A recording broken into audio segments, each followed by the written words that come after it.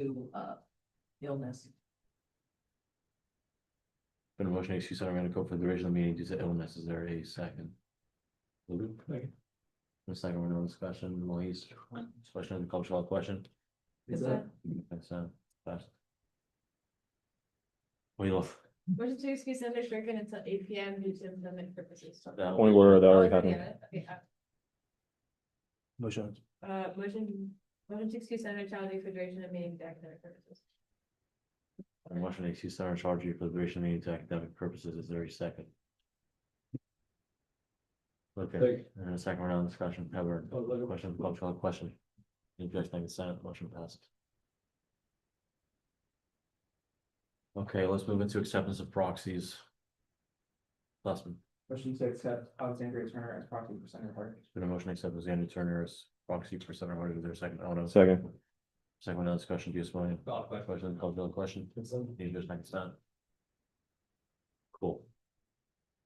Let's move into public forum. I believe we have Jessica and Calvin from the Legal Resource Center first. All right. Please feel free to come up and I'll just read a quick speaking agreement. So you have 3 minutes to speak with 3 minutes for Q&A.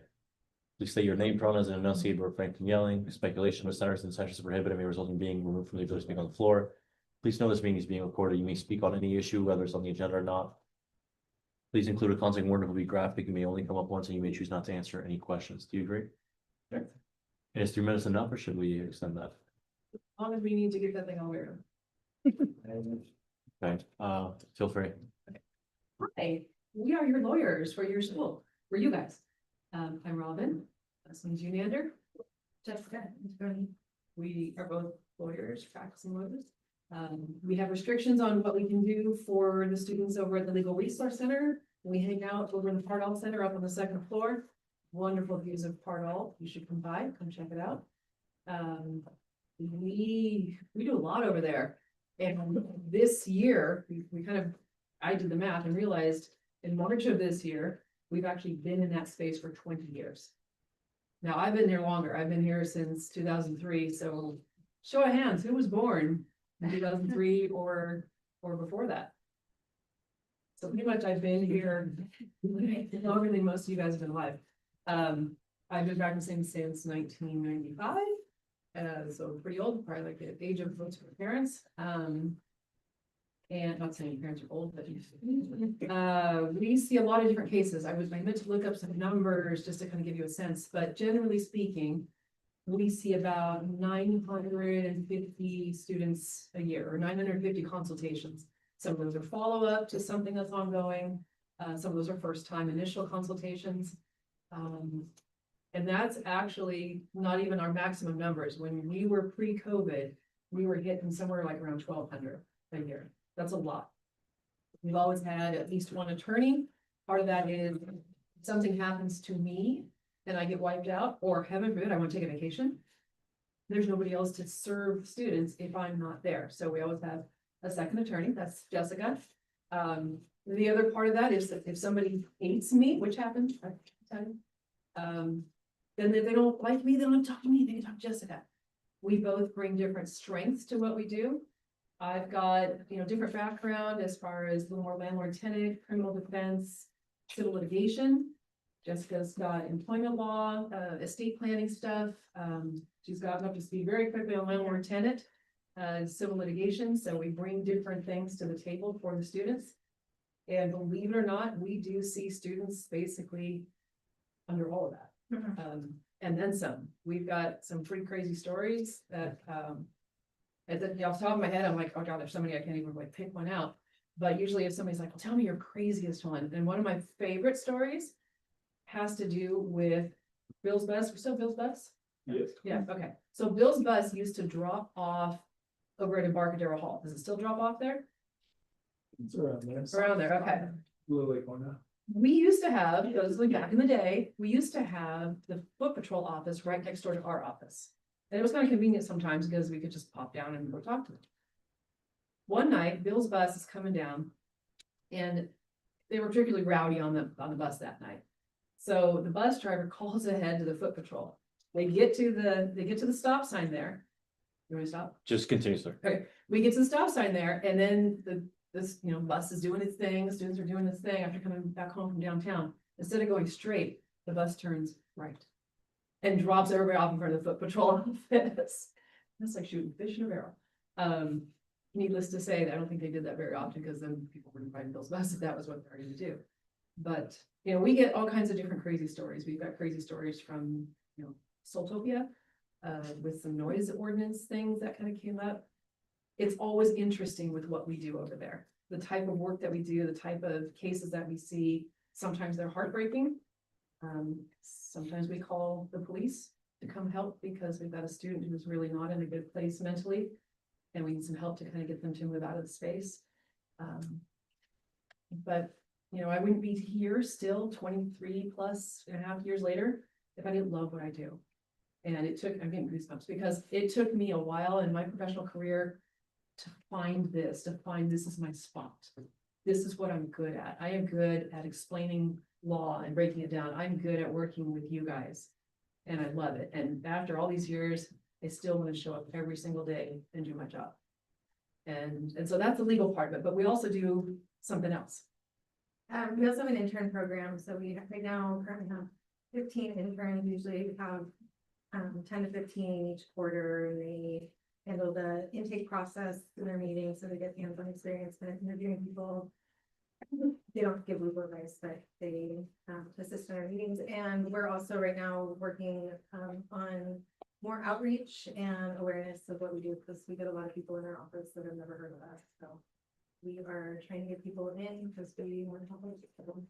We have capacity to, pardon me, we were doing 1,200 before, so. But we're not marketing people, and so that's been. Yeah, so we are lawyers, we are not marketing specialists. I don't know how to reach you guys on Instagram and TikTok. Merch. So we haven't had merch in like 5 years, so enjoy our new merch. And I want to tell you, students picked all this stuff out. We just went, okay, and ordered it, just ordered. But bottle openers have been a traditional legal resource center merchandise item. No other campus that I'm aware of that has similar services to us offers those. They do highlighters, they do chapsticks, they do chip clips.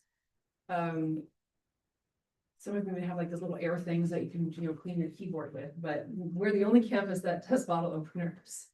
So that's all you guys. Do you guys have any questions?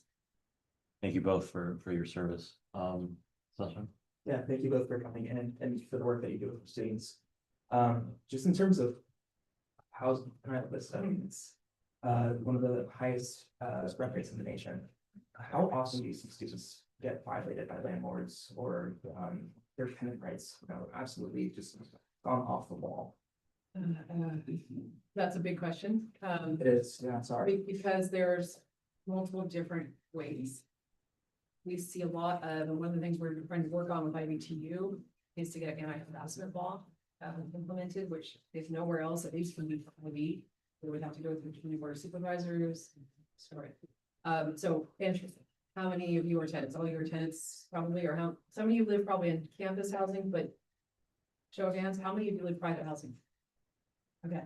You have landlords that ever just come over or give less than 24 hours notice and they're there all of a sudden and you're like, what are you doing in my house? That's a problem.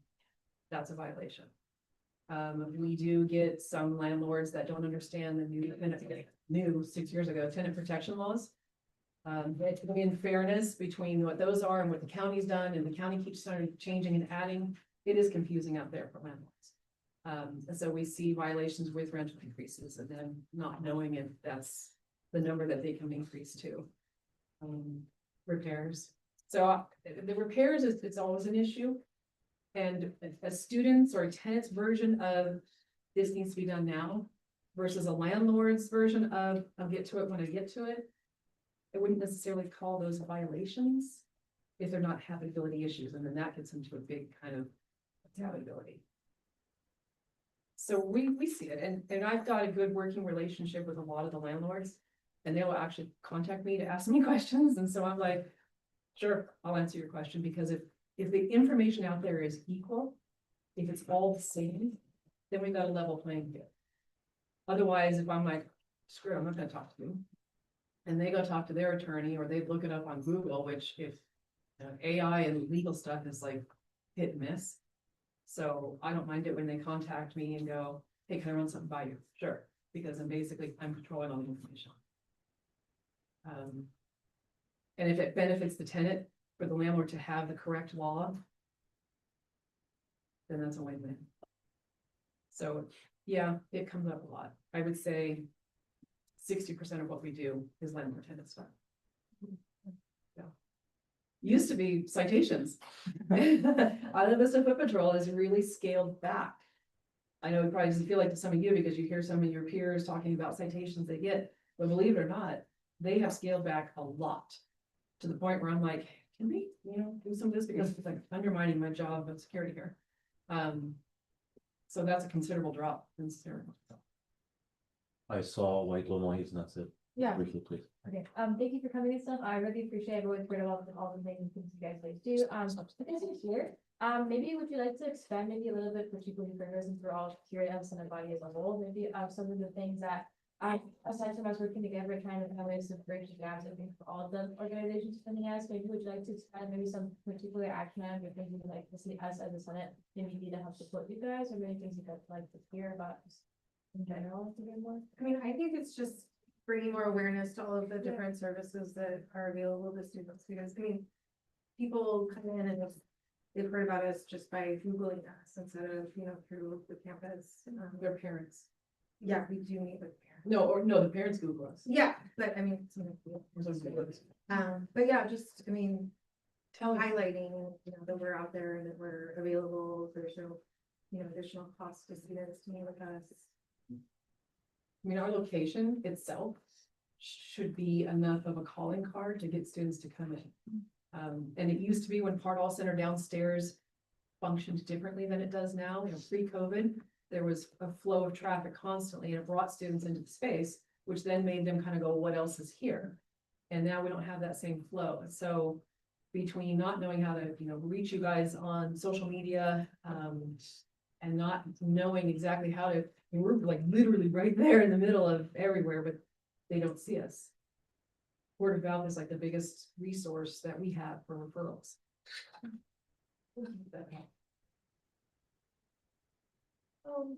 Thank you guys for coming over here. It's, I think this is like the first time, like we've seen like legal resource center, center and senate, so it's great to see like what our lawyers are.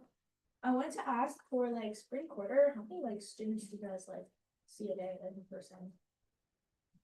The interesting thing is before we sent out, so before AS started its little listserv thing that it's doing now, which went out like on like Sunday of, so Yeah, you sent out about vacation, that brought in a bunch of people. that funded it up.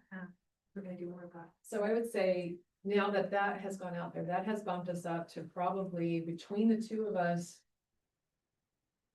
6 or 7 a day, maybe more.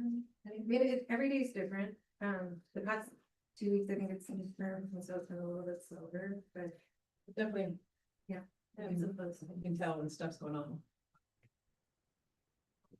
Okay, I know you guys said like 60% of the cases that you see are related to like tenancy stuff. Can you break down the remaining 40% of the pie? I know citations, there's something new with the IB report troll about starting, I think, next year, like being a little bit more careful with like illegal parking and like Isla Vista and stuff like that. it's So, not like, community service district is oh, getting community people. service.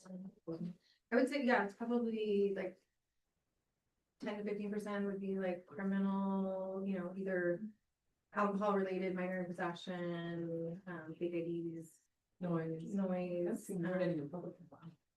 During Zootopia, there was, but sometimes it's a little more serious criminal stuff, so we get like DUIs, drugs, and then I would say like family laws, probably a portion. Immigration, Immigration, a lot of small things. yeah, we do a lot of small things with like landlords, So it's like coaching them through the process and explaining the forms, helping them strategize, getting their evidence, together and getting them prepared to go. We've got a pretty good success rate as far as, because we can't represent, so we just have to kind of like yeah. go. Thank you so much. Appreciate it.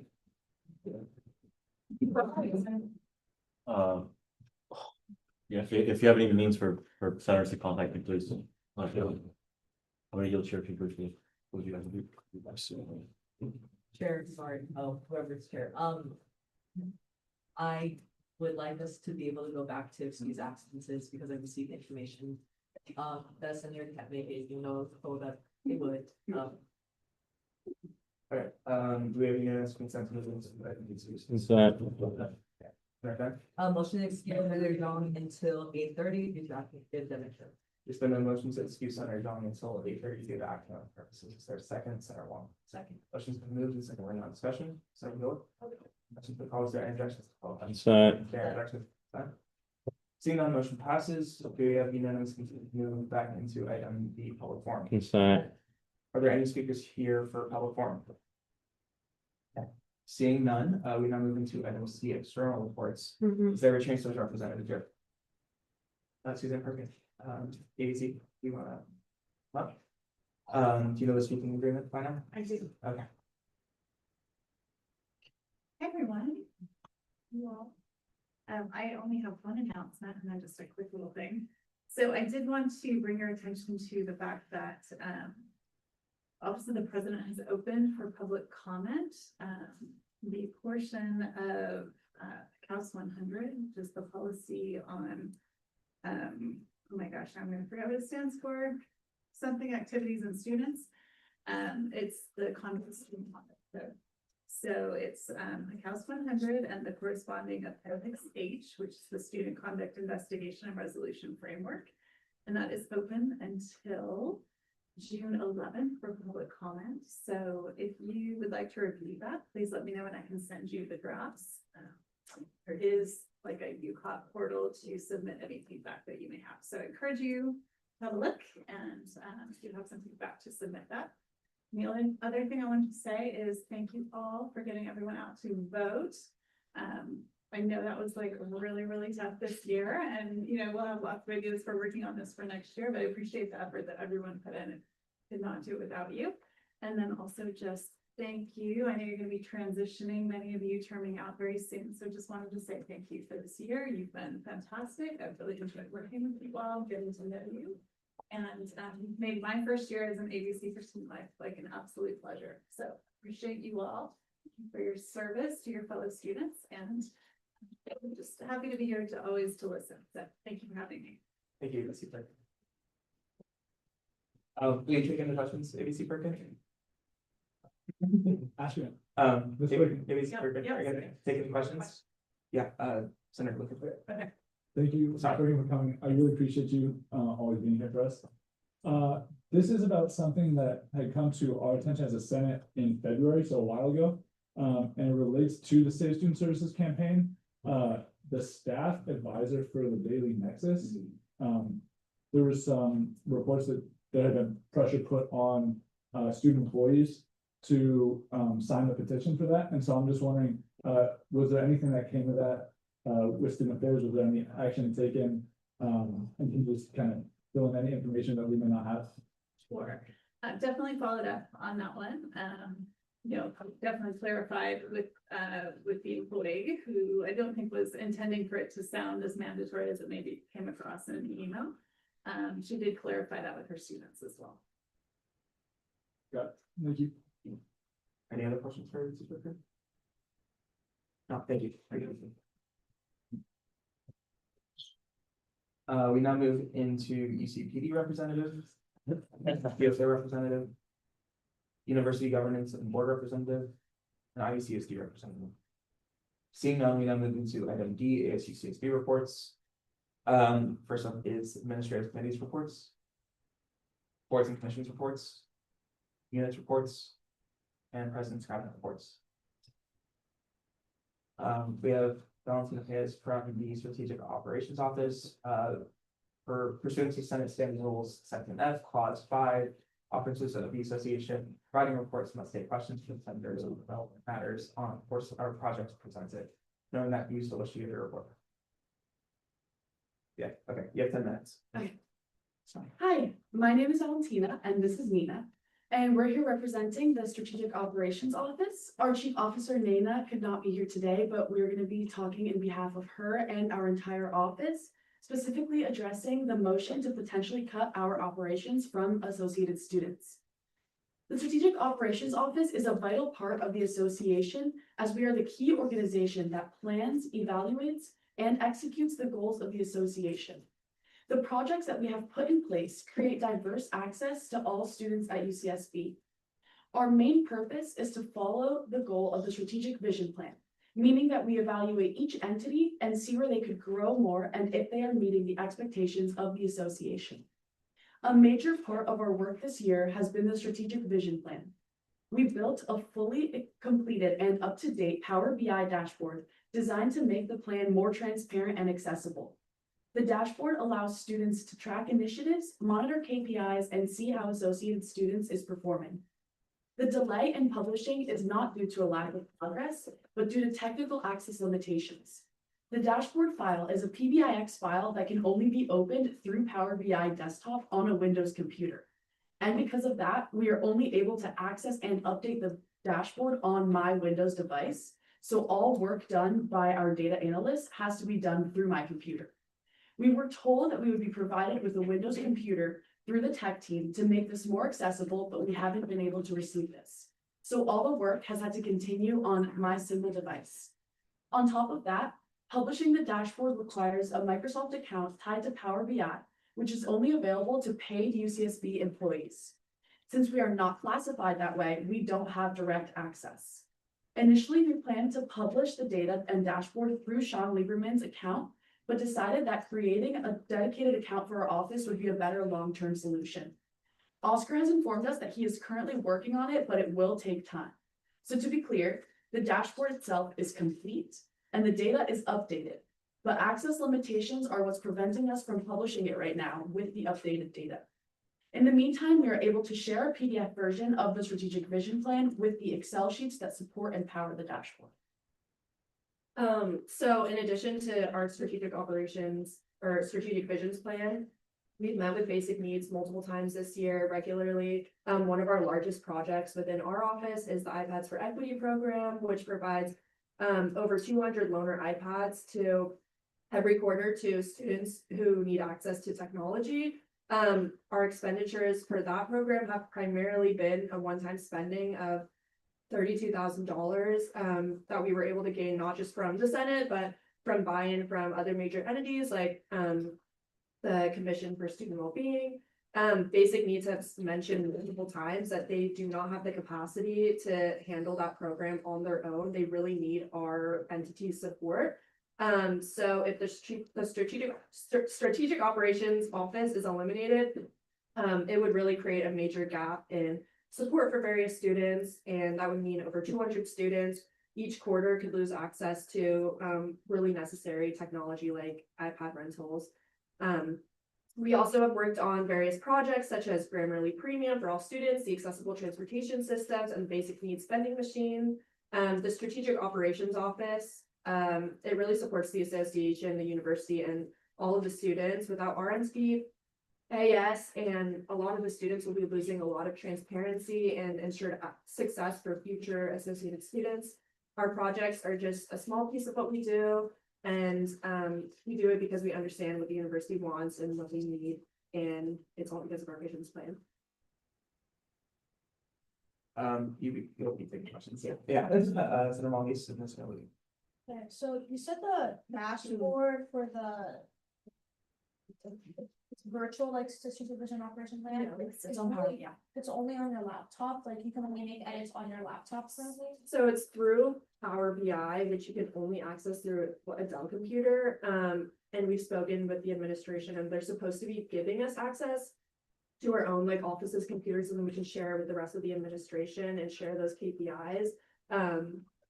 Okay, so the issue is that everybody in our office has MacBooks, and except for me, so we can access it on my computer and make those changes, but we cannot publish it or actually make changes to it without access to Microsoft Office, which I do not have, and which our office does not have.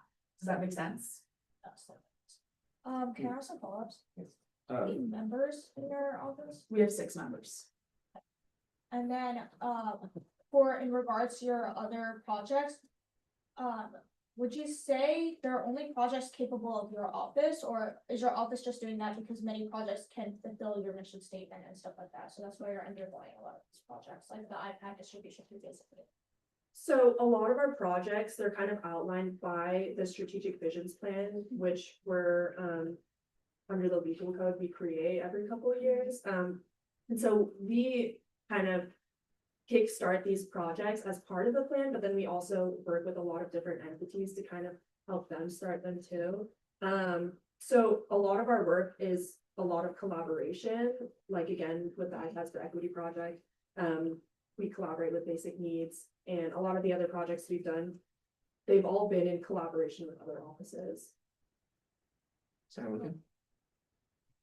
Oh, I still have follow-up questions. Questions. So the strategic vision plan official document is something that you guys do like is published every 5 years. It's every 3 to 5 years. Again, we work with a consulting firm. They help us create, the previous one, it was just this huge PDF document. This past year, we had to create another one, and that was through the KPI dashboard within Power BI. But it's meant to be kind of published and given access to all of AS, but then all of the students, so then you can see kind of and track the progress that we're all doing within AS, and then it kind of leads to greater transparency with the greater student body. Okay, and final question. Historically, when you guys work with this consulting group to make the strategic vision plan, it usually is an amount that's over $100,000 that we pay to this consulting group to make this PDF.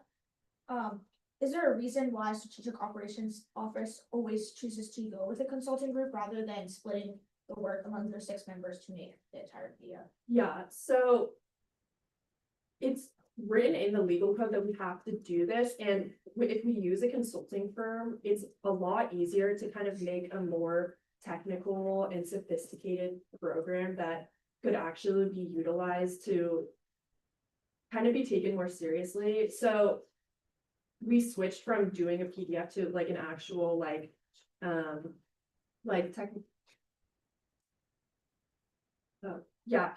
it's a full KPI dashboard, so it moves with every project, or it moves with every kind of indicator of kind of success that we're having. And it's helpful to use a professional consulting firm, especially because the consulting firm that we worked with last, they work with other universities and they have a lot of success in their own associated students programs. And so they work with things on a larger scale. And for us, with our strategic visions plan, once we can actually have access to the technology that would allow us to publish it and share it with the rest of the entity, it would really, I think, be beneficial for the entire.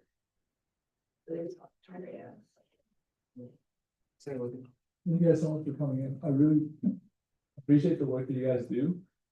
Last year, I was able to go to the event that you guys had where you showed off the new strategic vision plan that you guys completed last year. So I was wondering if you could just speak on that a little more, because a lot of us in this room were not able to go to that. So kind of speak on what the strategic vision plan says and how that's beneficial to the association, as well as can you talk a little bit about the professional development opportunities that being a part of this offer, that being a part of your office offers to you and your colleagues? Okay. Yeah, so basically in building the strategic visions plan, we're kind of gathering data from a lot of different sources. One, with our event that we had that Noah was at, through different senators and different entities of AS, what they want to see in improving. And then also we take data from actual students and kind of track what they want to be seeing. And so the way that our visions plan is laid out is we have different KPIs. So what we have built is, for one, student engagement. So then we can track data through different funding requests, election turnout. I know that's a huge thing. Followers on social media, throughout all AS and UCSB accounts, event participation count, student organization collaboration count. We have associate student internal student involvement. So retention rate within kind of holding positions within AS, number of vacancies within AS, application count, meeting attendance rate. We have Senate meeting times that we can track, so task completion timeliness, funding disbursement time, meeting action follow-up rate, campus collaboration requests, and then we have spending and financial responsibility. So hit projects, rollover money, days to reimburse, honorary processing time. And then we also have student understanding and knowledge, which kind of goes hand in hand again with things like social media, follower counts, and then election turnout. So overall, if we're able to fully get this published, we can track data across all of these kind of KPIs, which again, I think could really be beneficial in improving our organization as a whole. So that's kind of just a rundown on what we're tracking and what this overall visions plan is able to do. Yeah, so through this, students and associated students are able to see the effectiveness of associated students, what exactly we're doing, who supports it, all these kinds of things. Both written and in a visual way, which is why we made the Power BI. And that's why it's so important that we are able to publish it. Like the Bernie has something hard, Senator Finn. Can I have some follow-up to that? Yeah, cool. Can you also just speak to the professional? Oh, I'm Sorry, I yield. Senator. Can you just speak to the professional development opportunities that the office has afforded to you guys as well as your colleagues? Yeah, well, personally, after joining this office, I feel like I've learned a lot, like if that's what you're asking, like my own professional development, and being able to work with professional consulting firms and then across projects is really fulfilling to me, especially I would say the iPads for Equity project is one of the most impactful things that I've ever worked on in my undergraduate career. And then Valentini, you just joined this year. You want to speak on that? Yeah. So, for example, I'm doing UCDC this summer, and so I've had some interviews, and I always get asked, during my interviews, like, what the strategic vision plan is, what iPads for Equity is. And it feels so important to me to be able to talk about those things because it shows off that I'm involved with UCSB, but also it shows that I'm making a difference in the community. And actually, I remember I just joined this year, and Nina was the one who interviewed me. And she asked me in my interview why I wanted to join. And my answer was because I wanted to make an actual difference in UCSB. And there is nothing that I have done here where I felt like I've made more of a difference in my community than being a part of Strategic Operations Office. Thank you, awesome. Senator Finn. Thank you guys for coming in to discuss like this bill. It's very important that we get your feedback regarding all these changes. I did also go to that strategic vision plan. It was in AS Main. I did notice not many people showed up. That's not on you guys. Just in general, so I have 2 questions. Based on what you guys would know, how many BCUs or AS entities do know about the strategic vision plan? And then additionally, since you guys do oversee, like who is following that or what, can you, maybe not by name, but I guess can you list some of the entities or BCUs that you have felt that have been following that vision plan and your interactions with them? Yeah, so this year's kind of an awkward year because I would say it's kind of like we're in a big transition just because like last year was the year that we were supposed to make a new one. And then also a lot of our previous office members have graduated. And then so this year we've been really working on just fully being able to implement the project because it is done. Like our strategic visions plan is done. But then again, as Valentina was saying, the only thing that is kind of stopping us from presenting it to all of you guys and presenting it to the rest of the entities and kind of like really kickstarting the projects that we need to be doing within it is solely just a technical issue and that we're not being provided with the technology that we need for it, even though we have been told that we should be getting that. They keep kind of pushing it back, like, oh, 3 more weeks, 3 more weeks. So I would say right now it's kind of unknown, like what we're actually doing in our, I mean, like even you guys, like you, like it seems like you guys don't really know. And I really would just want to blame that on like our technical issue. Like I would love to be able to fully publish this and present it to all of you guys and then be able to work with you guys on it and collaborate with our other offices. In the past, we've collaborated again with the Commission of Student Wellbeing and we've worked on other projects like the accessible transportation projects and basic needs.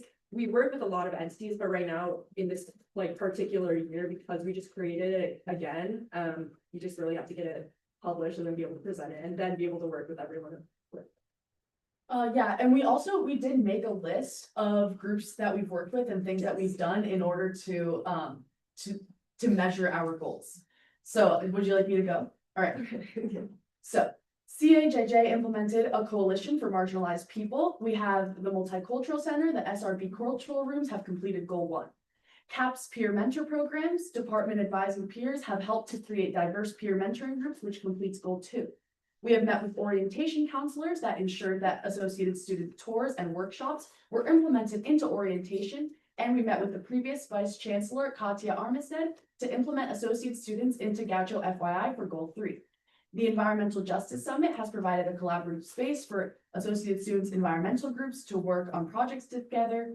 DPW, dining hall composting and compost locations, has completed creating more accessible composting efforts throughout campus. We agreed to digitize all requisition forms in 2022 and all AS documents. There have been many cross-entity collaborations in associate students throughout our years. We gained access to OwnBud's service survey data.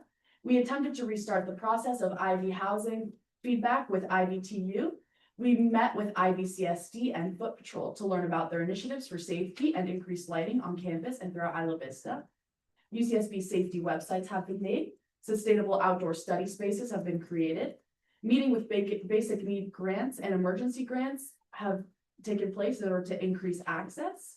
Food pantries were brought to Isla Vista. We were also asked to assess Munger Hall data and work with various entities to create a document analyzing the student data and ensuring Munger Hall would be implemented that would later be sent to the chancellor. We brought up issues with the bike committee for bike path reform and overall have been a part of Tech Equity Coalition and so much more than this. We've completed some of these projects ourselves, but it's us working with the entities that has been able to make this happen. Senator Wheeler, and then I think that's our. So how much time we're left? 2 minutes. Senator Wheeler.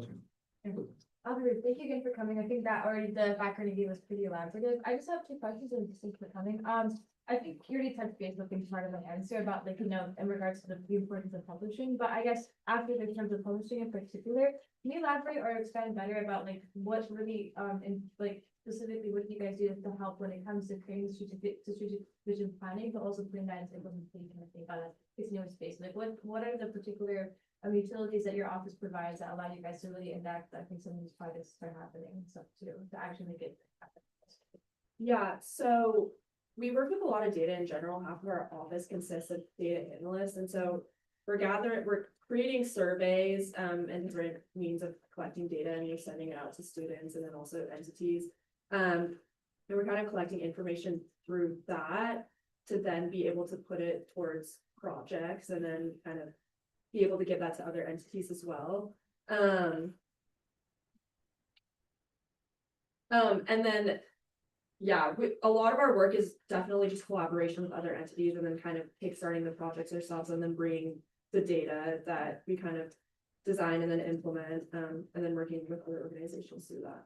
I would say it's more so associated students and other students can look at this and see how effective we're being and where our areas of improvement are. So future years, we can all as a whole make these improvements. Senator Lincoln. Last question. Yeah, just to wrap up, it seems like you guys do a lot of great work. We've completed the vision plan, started acting on it. You've been super collaborative.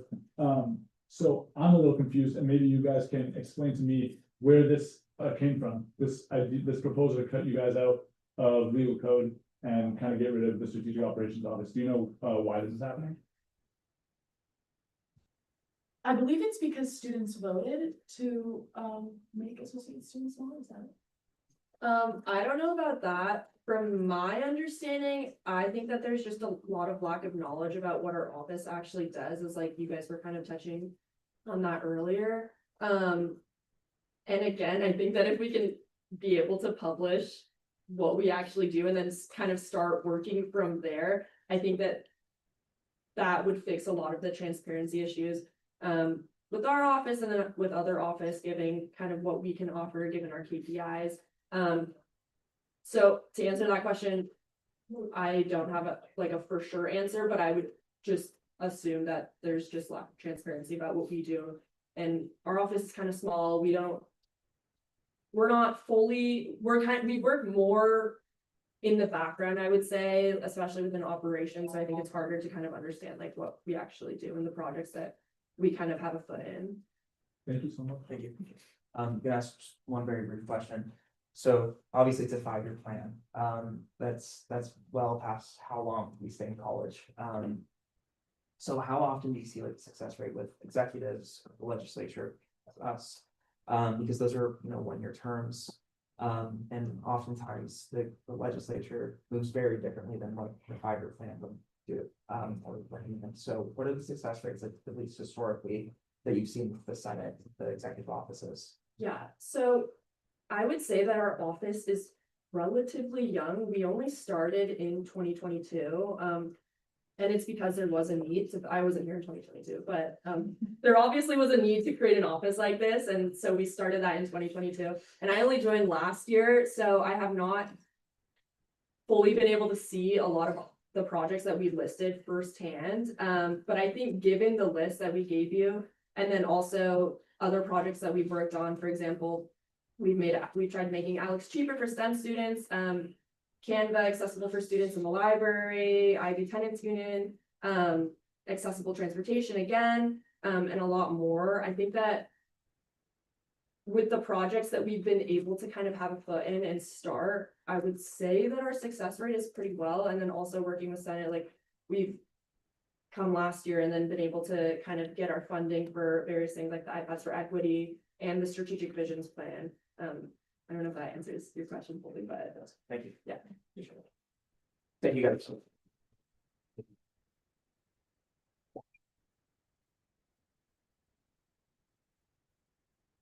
Seconds. Okay, we now move into item 8.5, Executive Director's Report.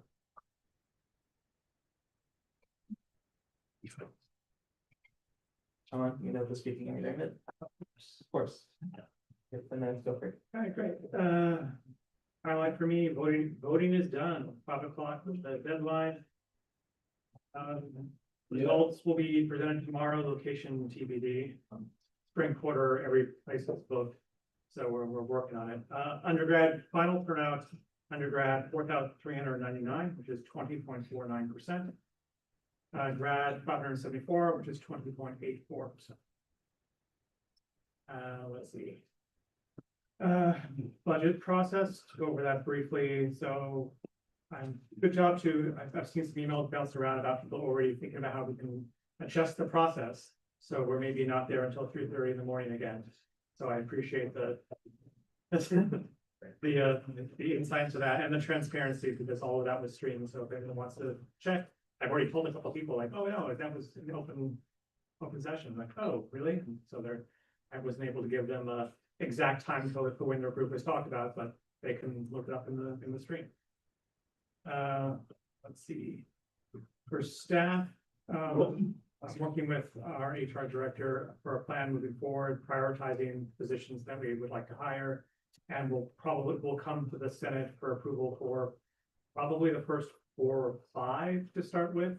We want to get some in so we don't have to have summer votes, because that's, we want someone to be here to answer questions and have a back and forth, as opposed to like, here's the thing over email, and then that's not much of a discussion. And so I'm kind of thinking what I'll present is the title, the pay range, who it's supervised by, who they supervise if they do, the groups they advise, the areas it touches, what areas they're picking out that someone else right now is doing double duty on or triple. And that kind of thing, as opposed to just being like, here's a full job description, have fun. That's not really helpful. Because then you have to like read it and like parse it, and then some more questions. And it's like, we'll summarize it down, and that'll be on slides that we'll present. And then we already talked about some of the things related to the Senate. And just one thing related to the Senate thing is just, there's the old saying, the saying like this meeting could have been an email. Sometimes, and this is not about any specific bill, sometimes a bill could have been an email as well. Just to say, because I know that is your tool. I know that is what you wield is build and resolutions, but sometimes the communication with the group could also solve that issue without it coming in. So just think about that in the back of your head when bills come up that you're pondering, offering or sponsoring, like. Could we avoid a extra 40 minutes on the floor here, if we send an email or a Slack? And also, that's assuming the person responded and you had a back and forth with communication, which maybe doesn't happen. That's all my notes. And Sean, Senator Lucan. In your time here, what have you seen the strategic operations do and have they been effective and an important part of the association? Yeah, I mean, they kickstarted the iPad for equity thing, right? So that didn't, I don't think the office had just begun or kind of coalesced around that. So that we initiated, like, they came to us on the tech side of things, and we, helped them set up all the iPads and all that. And then I know they put a lot of work into the strategic plan for things. It's been hard because campus doesn't make it easy when it comes to giving students access to some of the Microsoft Power BI kind of things. And then like the platform dependent, things like that. But it's nice to have a centralized point of like a 5-year-ish plan, a long-term plan when, as you said, people are only here for a year. So we're only here for a year. What if you want to have something continue on? What is that plan moving forward, right? Like not all of us are here for 2 years as part of the organization or as part of the government. So like, how can we, if we have something that wants to go into the future, ensure that that keeps on, right? Like that iPad project could have been just left, right? Because I think it started pretty late. It started in late winter or spring, and then like it could have just like not happened over the summer, but because that office existed and they talked to us and like linked in there, we were able to make it happen. So I haven't had as many interactions with them this year outside of like trying to get them access to Power BI so they could actually do something with it, the data. But that's been my historic experience. Any other questions for Executive Director? Thanks, Sean. Appreciate it. Okay, we now move into item B6, advisory report. Yeah, I have just a quick report to give, if that's okay during this time. Absolutely. Awesome. Okay, camera's on so you can see me. Hi, everyone. It's good to be back. If any of you were expecting anything from me over the last couple weeks that I was out on leave, please feel free to reach out to me. You can text me, Slack me, email me, whatever works best for you. I wanted to share a quick update that the search committee for filling the position for the student government liaison convened this morning, actually. So we're really excited that that is underway. I'm serving as one of the co-chairs to the committee, and Senator Sussman is the student co-chair on that committee. So of course, much of the process is going to be falling within HR parameters. So we're not going to be sharing information about applicants or any of those details, but I just wanted to let you all know that we've convened and we're currently reviewing applications. And Senator Sussman is also going to be serving if any of you are going to be available to attend like a meet and greet or a forum for the finalist candidates. So if you could please be responsive to his requests whenever they arrive so that we can gauge everyone's interest in participating in that. I also wanted to flag you all for a reminder that if you all could work on preparing transition reports for the incoming senators, that would be super helpful. I'm currently working on a set of like guidelines or a template that you all can use if that would be helpful. I think that it would be really important for the incoming senators to kind of hear just your expertise, things that went well, things that you wish could be better, projects that you want to pass on to the next group. That would be particularly helpful for the chairs of our standing committees. We can make sure to include that in the onboarding for the student government liaison who will be attending all of those meetings. They'll be able to sort of pass on that institutional knowledge and those projects to those committees. So that would be super helpful if you all wouldn't mind putting some of that together. But like I said, I'm happy to put together a template for you all or a series of questions. And then just wanted to share for any of you that are returning to a position, whether you're running for office again, whether you plan to be involved in AS in another position in a board or anything like that, members of an exec office in any way. I've sent out a save the date for AS1. That's going to be September 22nd and 23rd. I wanted to let you all know well in advance so that you can make plans for fall, so you know before you head off for summer. And then you can expect to see a series of trainings that are going to be put together by myself and a couple other of our staff. We're calling it AS Fundamentals. So we're going to be doing some workshops over the summer. If any of you are interested in attending those, we'll be sending out RSVP forms. So we'll be doing a workshop on like how to plan and put together retreats, how to do food ordering, how to get connected to your email, how to balance a budget. And then we'll be doing some Senate transition training over the summer as well. But I wanted to let you all know, for anyone that is participating, either as a senator or the member of an exec office, to keep an eye out for those invitations. Those will be held over Zoom, mostly to accommodate everyone's availability. You all will be in different areas by then, so that will be held on Zoom. It'll be recorded and the materials will be available after in a transcript form. We'll have guides with everything as well. But just want to give you a heads up that that's something that I've been working on over the quarter or so. But any of your transition reports will also help with all of that. But I can also take questions if anyone has any questions for me. Any questions for sorry that? I had a question about the timeline of the search and hire for the new job position, because I was assuming it was gonna take like months, but the way that you guys were discussing it seems like it's much quicker. Yeah, so could you just provide a projected timeline? Doesn't have to be exact. Yeah, absolutely. So I'm pretty enthused by how well Lily has been organized for us. So I sort of stepped into it with her having the HR side of things prepped. So the part that is sort of unseen is, writing the updates to the job description, which her and I did, submitting that through all the appropriate channels and getting it approved to be posted. So all of that has taken some time, but the job was posted, I believe, about 3 weeks ago. I can get the exact date for you. And so there's a 2-week wait period for us to have applications be received. And so we're at the point now where we're able to convene and say, okay, we've, passed the 2-week mark. We're going to review applications. We'll have a period where we'll have selected our finalists, and then we can go through again and see if there's anyone that applied in that window. There's like a primary consideration window. So once we're out of that, then we can go back and see if there's anyone we want to interview. So all that to say, we expect to be reviewing application.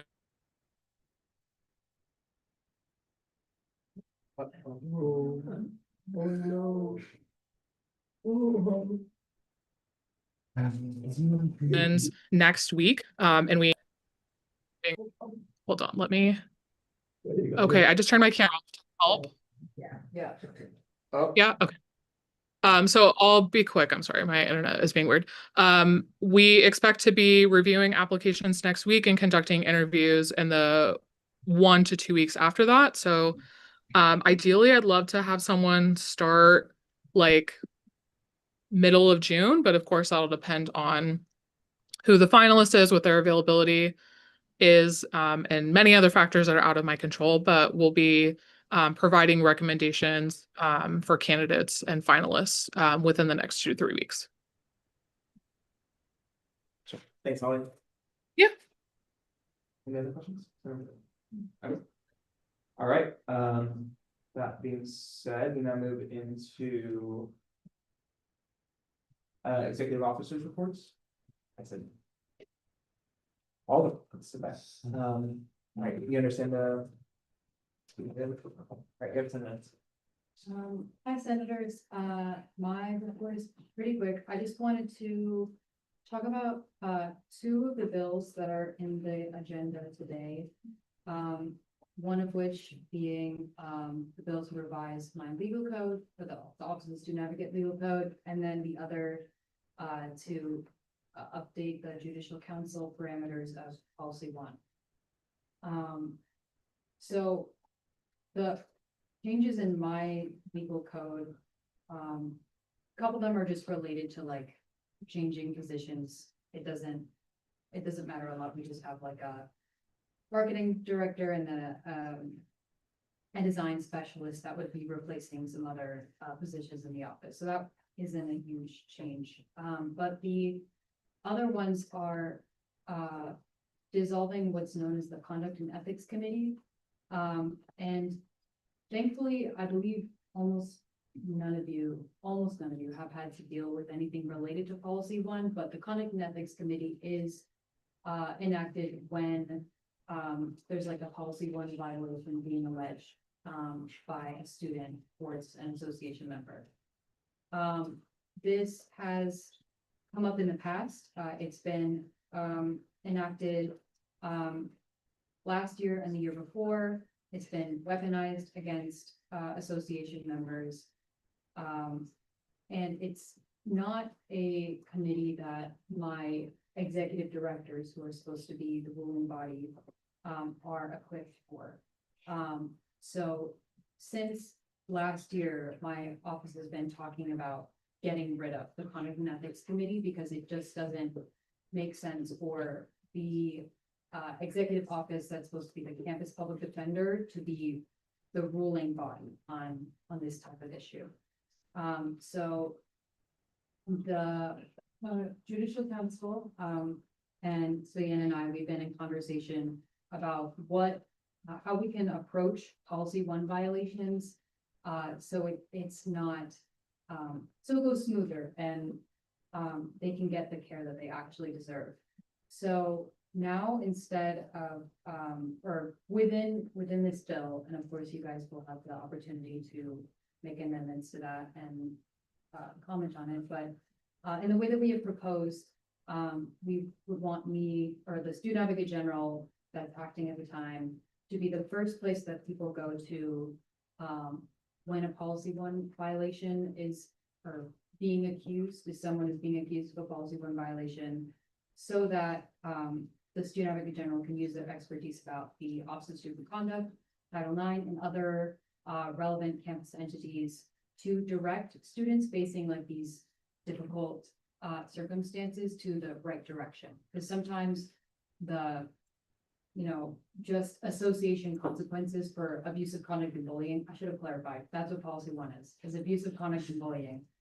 Should have said that before, but if someone is dealing with something like that, they are likely to need more than just like association consequences. So that's what my office would be doing. And then in the event that it needs to go further, like there needs to be, maybe they don't want to pursue anything with Office of Student Conduct and maybe Title IX doesn't fit, then we could move on into the intake for a judicial council.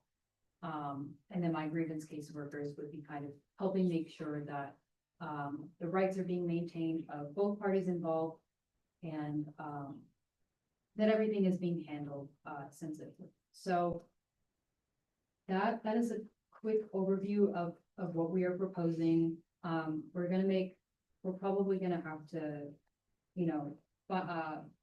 fine tune the details when it's delegated to a committee, make some amendments, but are there any questions about the bill?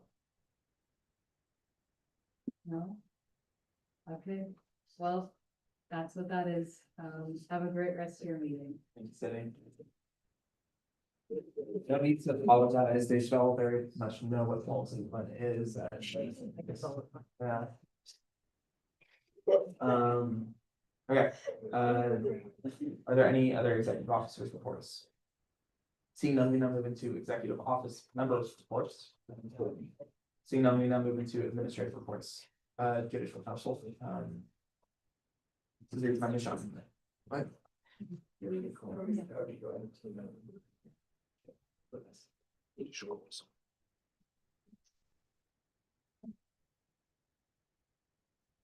What is Judicial Council? Hello, everyone. It's Judicial Council. You know the speaking agreements? You know it? No. That's. No, right, policy one right there. Would you like me to reiterate it? No, that's all right. Okay, Thank you. Thank you.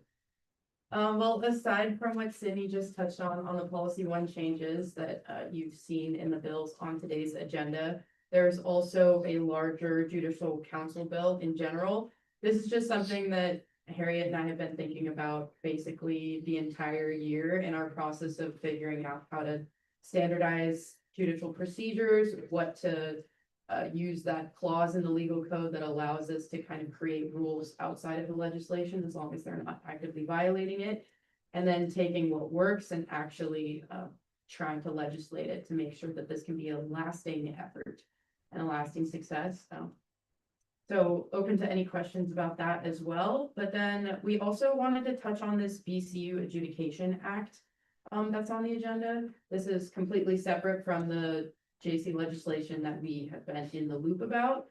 And I have a few concerns, but I'd kind of like to hear from the authors of this bill about what your kind of priorities or main intentions were with this bill, if it's to create or just to promote subjudicial council cultures, or if it's just over the one issue of mission statements, and why that might justify bringing in 3 new honorary earning positions. I'll go and list your concerns, then go to the first, or however you feel. Shall Yeah, go for it. I? First of all, I think that the purpose of the bill in terms of wanting to make sure that there's a way to hold BCUs accountable for following their mission statements is a great thing to be conscious of, and I'm glad that's on your mind. However, I'm not sure that this exact procedure for adjudicating that makes the most sense. Subjudicial councils exist in the legal code right now, but they haven't been activated in a really long time, and it's mostly because we found that there's never enough work for a sub JC to be doing. If we had a sub JC that was only doing honorary appeals and then it could get appealed again to JC, that might be nice in terms of creating more dynamics within the judicial branch, but it's such a rare occurrence that it doesn't make sense to pull people in just for them to have one task that they rarely ever do. And then whether or not you're expecting them to be able to earn honoraria, whether or not they're supposed to be attending weekly judicial council meetings and having these office hours and doing all this extra work to then just have one adjudication power that isn't going to happen often. I'm not sure it's the best thing to do. I also think that the provisions that you've set in this bill about how it can be appealed to the judicial council, saying that the attorney general can appeal it, the Senate can appeal it, any grievance party can appeal it, and if honoraria has more than $100 at stake, it can be appealed. In my head, that's going to be basically every single situation that these appeals are going to come to the main judicial council from a sub JC. And so I'm not sure exactly why the step of having a sub JC in there would be totally necessary if JC is going to end up seeing them every time. I think that instead of creating a new judiciary group to deal with these sort of conflicts, what might be in a better interest is to just legislate somewhere else a specific piece of legal code that can be picked as what a VCU is violating when they're going against their mission statements. All you need is a line that says VCUs have to follow their mission statement. And then when they don't, you submit a regular judicial council petition and we go through our entire hearing format the way we do with every other line of legal code that can be validated. Those are my initial thoughts. So I'd like to hear what you guys are going to do. There you go, so how do you feel about this one? So I have a procedural question. Is this even the time for us to discuss this with them? No. Or should it be during the actual presentation of the legislation? Oh, it's not public forum, right? This is administrative reports. You can, like, It's just, relevant and I'm here right now. And yeah, I'm just not- don't make it, Yeah. just make Oh, yeah. it brief, please. We can, why not, it's not public forum. Yeah, I yield for now, and then I think Alec has something more pressing, but I can definitely address the concern. Just when we're doing two, you can speak twice. Yeah, thank you for coming, guys. I do want to clarify so my understanding is, correct me if I'm wrong, your primary concern with the legislation as written is subjudicial council part, right? Yeah. Okay, let me try to explain what my idea with that is. So I've had some conversations with the Attorney General about this. Natalia personally believes that we should eventually have a system where every judicial case is heard by a subjudicial council before going to JC.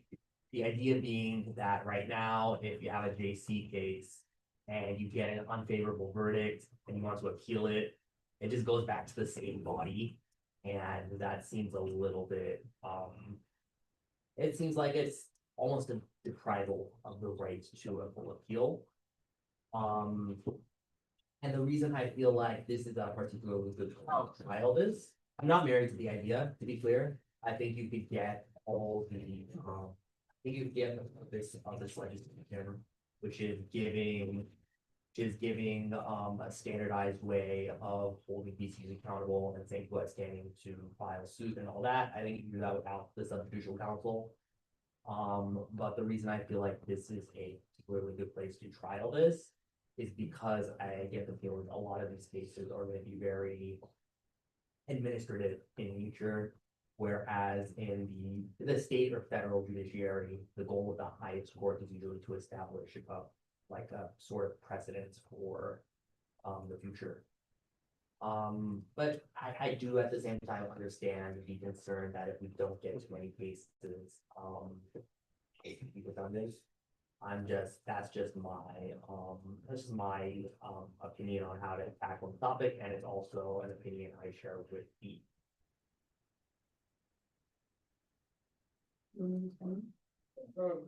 Yeah, I would just say, so we've thought about it, it is an inherent issue with our judiciary that there's one body that decides everything. We've tried to come up with a bunch of ways where it would go to a different body, and we have that for certain things, like our elections board takes elections things first. But there's just not enough cases to justify having, like, basically doubling the honoraria budget of our branch in order to have another body. Yeah, it's a conversation we've been having for multiple years within JC at this point, is that it can be really awkward trying to handle appeals and whether or not we're an appellate body and what our original jurisdiction can really look like in practice.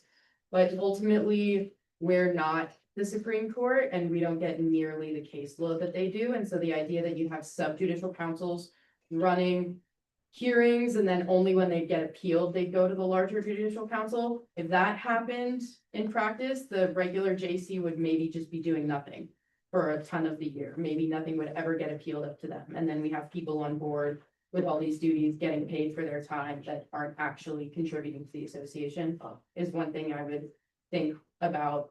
The other note, I had Another thing is like the appointing members to JC is like a complete mess. Yeah. And it like, the note. we've had a full JC for like a third of the time we've been here. Which And is, we've like, been on a JC year. since we were freshmen. The average time's about 6 months, like, Yeah. it's an We experience. just threw off our, Yeah. we threw off our average. Yeah. Yeah, I was gonna say, when you're thinking about this, think about the honoraria for these students and how much work they'd actually be doing throughout the year and how much it costs to keep them on. I would also say, yeah, the appointment process. You guys changed it so that the president is making these appointments instead of the chair of JC, which makes sense, but think about how long that's gonna take procedurally. And if we're talking about, these are just small administrative cases, and you've gotten rid of the 1-year term for your sub JC members. When it's time to do one of these cases, all right, now the president has to put out the application and they have to interview people, and then Senate is gonna have to vet them and Senate's gonna have to approve them. And now you've taken weeks and weeks and lots of people's time just to get these 3 people on board for this one decision that's then just immediately gonna get appealed to the JC. Is hard to rationalize for me.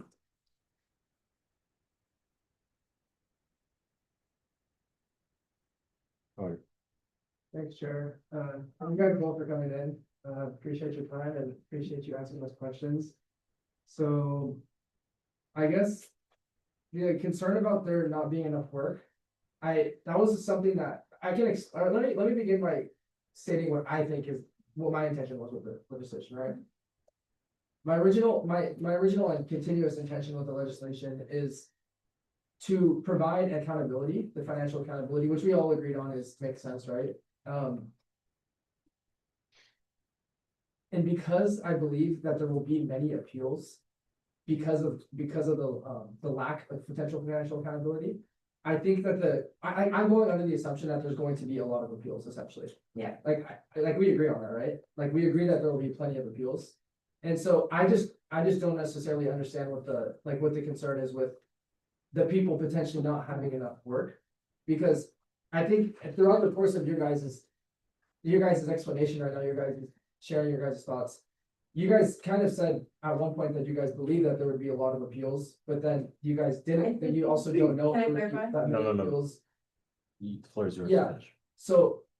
Yeah. So I just for my end, I think we can both agree perhaps that I think that there will be plenty of appeals. And We're talking about different things. okay. Well, I'm happy this is what I wanted to maybe do Sir. this during actual discussion, right? But yeah, I'm So happy you to- can finish your thought, you can respond, and we'll go on that. Yeah, and then also the thing about, you also had a concern about maybe too many people in the association being able to use the function, like being able to appeal something, right? You mentioned like tenant decisions could be appealed, BCU decisions could be appealed. And that's what you said, right? So I'm just, Wait, no, it's not. that's what I thought you guys said. So again, I need clarification then. I can try again. Yeah. Can I try again? Okay, when we're talking about appeals in this case, I'm not talking about the original violation. When you would submit a petition to say this BCU violated its mission statement, that's not an appeal, that's just a straight inquiry, Petition. yeah, petition. The appeal, so then you're saying it goes to this sub JC. We get an appeal, this BCU has violated its mission statement. Okay, now the Senate or JC is gonna get the petition. Now we're gonna tell the president. Now the president is going to put out an application and they're gonna pick 3 new members to create a subjudicial council. Those people are gonna fill out the application. They're gonna get interviewed and nominated by the president. Then they have to get confirmed by Senate, which Senate didn't interview for our JC members last summer. And that took the entire summer to do that. It was like a 2-month process just to get JC members That would be appointed short. to do this. Now that we have the 3 of them, they're finally gonna hear this case. Subjudicial council here's the case. They say, yes, they violated their mission statement. They all lose honoraria. And then that BCU immediately appeals it and it goes straight to JC. So now all of this work to create the subjudicial council and employ the subjudicial council, to me, feels almost effectively rendered useless because it's JC is going to overrule whatever decision they made no matter what. Okay. We're out of time, and this seems like we will get to this. In a minute. What's up? It's not about the adjudication act, it's about the judicial council. A lot of time. We request more time. Which is what's the item, yeah, just. Yeah, can we just straight in? Yeah, I don't care. Oh, you know, that's smart. Purpose the first 2 items of business. Right. Thank you, JC, for being here. Don't go anywhere. I appreciate your guys' time a lot and this is important to me. And so I'd like to be able to touch on it while we're here. Cool, let's move into new business. We can do Senate reports at some point. If you want. Okay, we move into a bill to update the judicial council parameters, policy 1 per request. Do we have unanimous consent to have the president, judicial council members included in the discussion? Judge consent. Cool, so, Sussman and Jones present the bill, please. I'm gonna yield my time to JC and to the student advocate general. We also have consent to the general in this conversation. Oh, of course. Do we have unanimous consent to have sitting discussion? There's gotta be a little more enthusiastic, are you serious? Okay. Feel free to come up or not. Well, I yield my time, Senator Jones, you. It's fine. I mean, we're here discussing humans. Yeah. Might as well. So I think we explained the purpose of the bills already, but Sydney's. Yeah, can we take Nazeem's question? This You is had a a question, really, Paul? I'm sorry, guys, this is a really odd way to present a bill. Presumably, there's people in the audience who don't have any idea Sure, about what we're presenting. I We're not can- fielding questions Okay. on it at first. What are we doing? Sydney got up during her report before you walked in and talked about our whole structure of changing policy. Okay, so is everyone on the same page? We know what this is about? Yes. I But, can give concepts as well, maybe. was contacted by the Student Advocate General, Judicial Council to update policy one procedures as the policy one violations kind of fell under the purview of Student Advocate Office, which kind of odd considering they're the ones that are representing and helping students in this case. Not the ones taking them to Judicial Council. So it's this weird dynamic that I think in a hodgepodge of we don't know what this policy is, and then it kind of expanded, grew and grew without reason, rhyme or reason. And they want to update the legal code to best understand how to go about it going future. That is my context. Cool. So. Nice. Okay. I have two questions. So the first question is, regarding, it's not even about like policy one, but it's regarding your, standard hearing procedures. Yeah, so you have section D, standard hearing procedures, and then the following one is the policy one hearing procedures. So for the policy one hearing procedures, the judicial council has the authority to impose time limits on proceedings, but then for standard hearing procedures, there's nothing about time limits or anything. So do you guys want something on there about that? About time limit, like? Time limits should apply to everything, not just policy one. Yeah, But there's- maybe move time limits like broader. There's nothing, we're on the, like, the bill, is there anything about time limits, or is that just like not in the legal? In the legal code right now, it has an outlined structure for one type of judicial council hearing, and then it says that time limits can be imposed. What we're beginning to make more specific with this legislation is that there are different types of judicial council hearings, depending on what kind of petition is submitted, depending on the circumstances. I see, okay. In that case, it makes sense for there to be specifications in the legal code that there's different procedures. But the JC being able to impose time limits should apply to any procedure. There's a K, which I think applies to like all of the above. Which Yes. You have another question?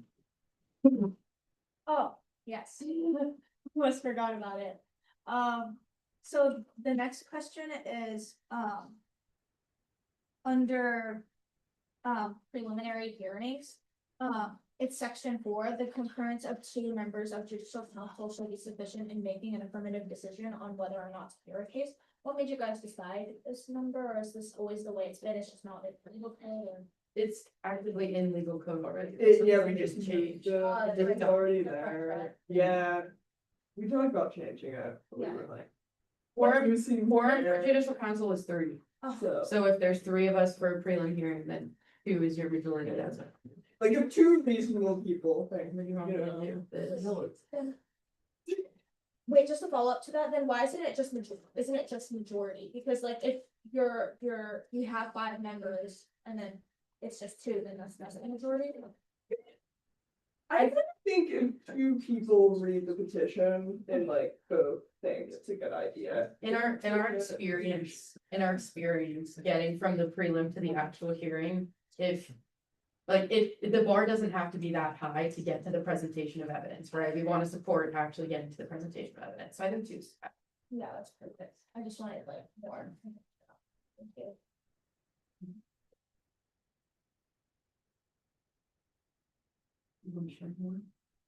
Are you good?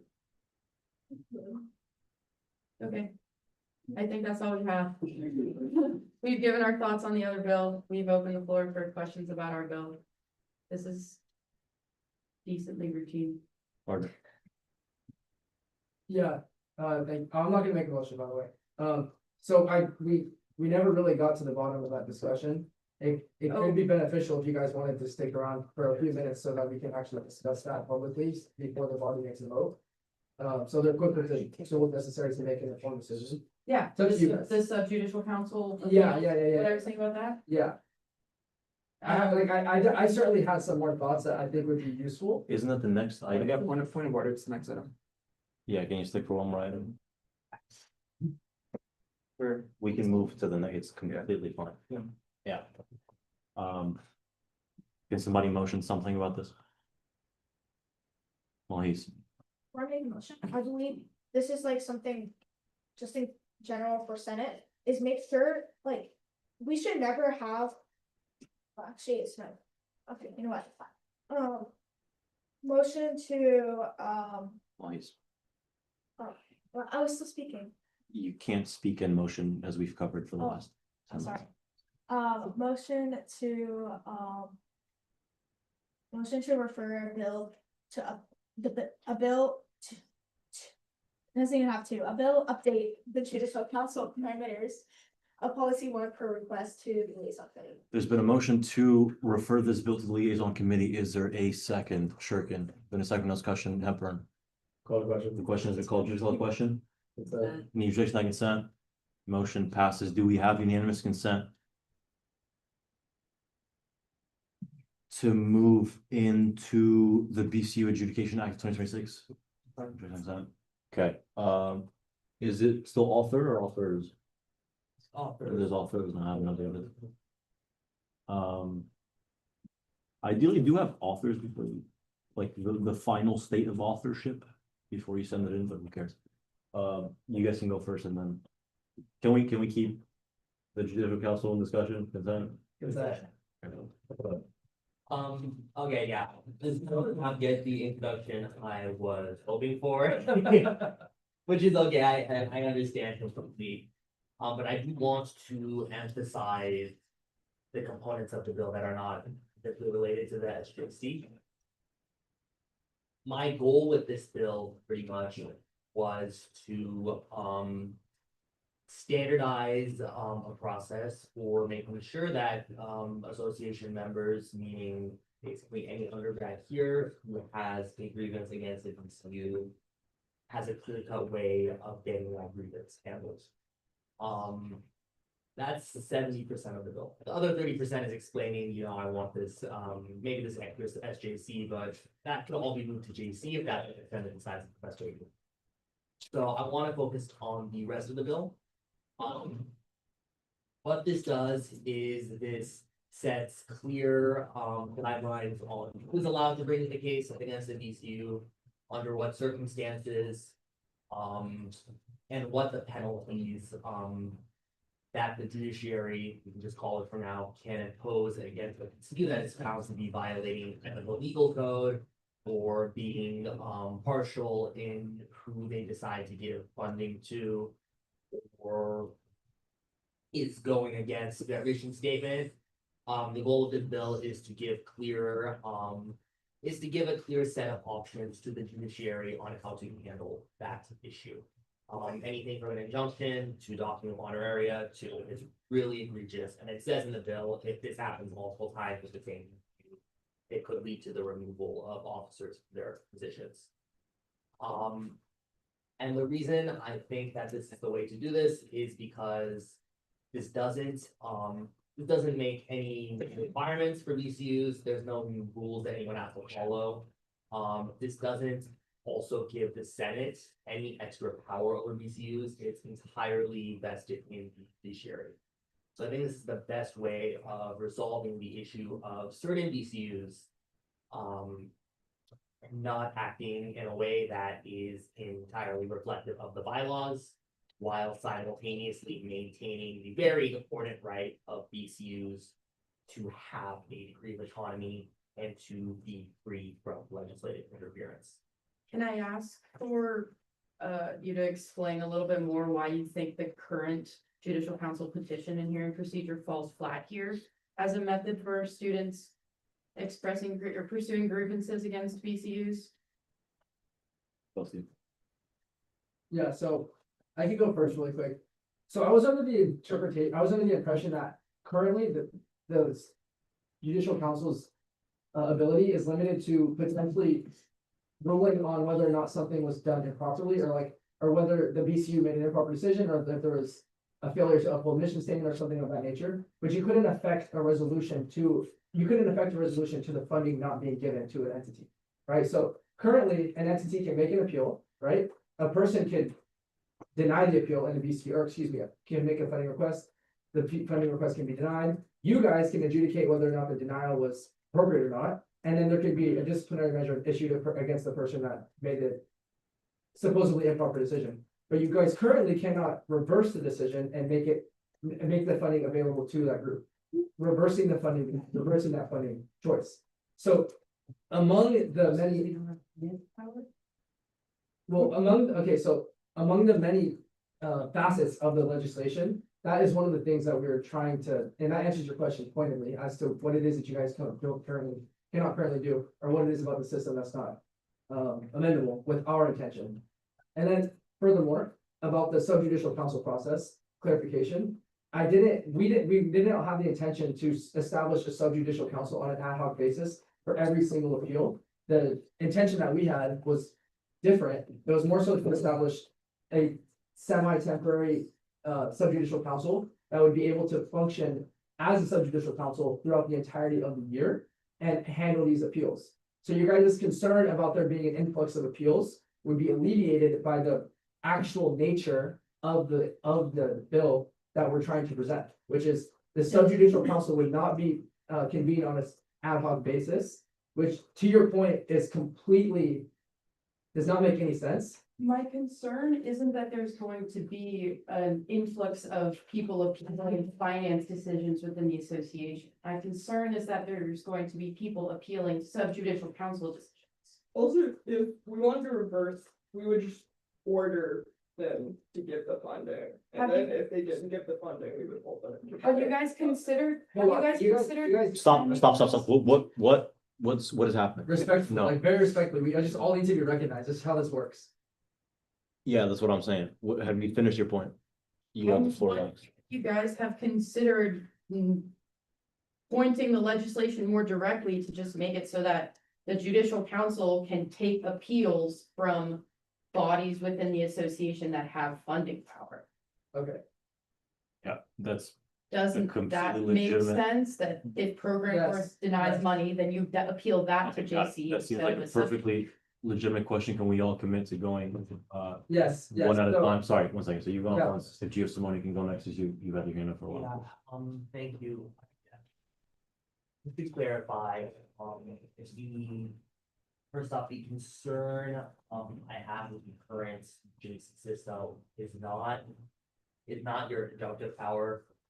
It's more the ability for JC to actually issue standardized, consequences to BCUs and BCU officers that, violate the legal code as it stands right now. There's no clear rules on when honoraria is allowed to be docked, or if it's allowed to be docked. There's no clear rules on what constitutes something so egregious that removal from office is permitted. I think that end of the day, you need some sort of system of penalties if the BC keeps on making the same legal code violation. We don't have that right now, so I just thought it would be wise to codify that. To the point of, we could just have JC handle this new jurisdiction and take appeals directly from BCUs or other financial entities. Again, I think that's also fine. I'm not married to the idea of a subjudicial council. I just think the idea of guaranteed appeals from a second body gives BCUs an extra layer of the same way if I was charged with a crime here, I'm 19, so if I was charged with like a minor in possession or something, I was out at night and I don't know, something like that happens. I have the right to an appeal in state court. I feel like something like this where we have potential penalties as serious, albeit oftentimes more perhaps warranted, as the docking of honoraria, removal of a BCU officer from their position, that they should be able to have two separate judicial bodies look at their case. And that's where the idea of very common appeals would come into play. But again, I would not be staunchly opposed to amending this legislation so we can have this new jurisdiction and this new ability to impose specific consequences against BCUs and violating BCU officers directly to JC upon appeal from those BCUs like themselves. I'm not staunchly opposed to that, but I do think that it's a fair way of handling it.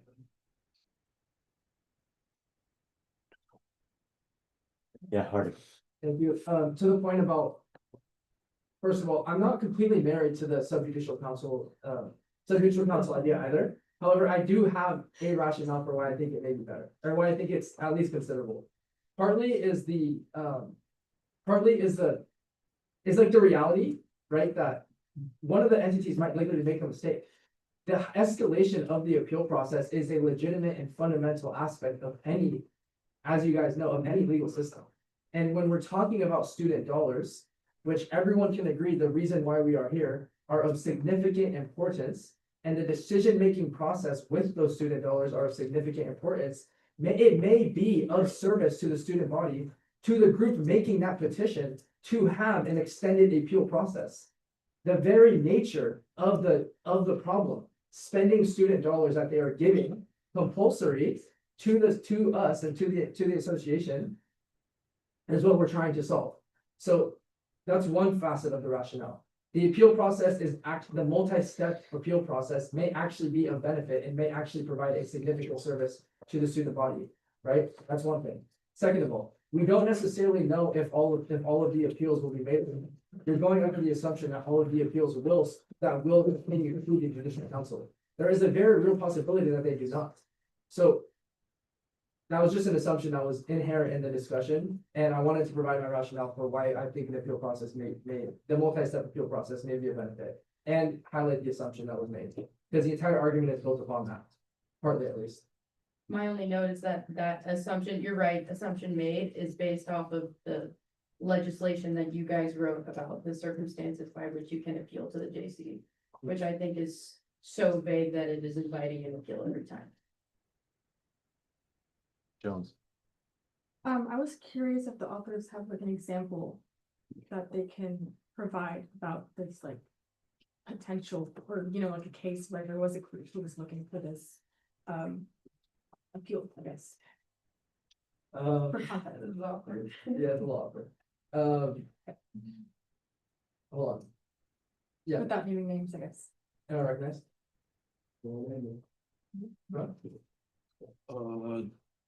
This is fine, question mark? Public funds. I mean, Potentially mischaracterizing situation. Yeah. the example is an RCO that I'm a part of, which is why it's difficult, because then it's gonna turn into, Yeah, I don't think, how does that work?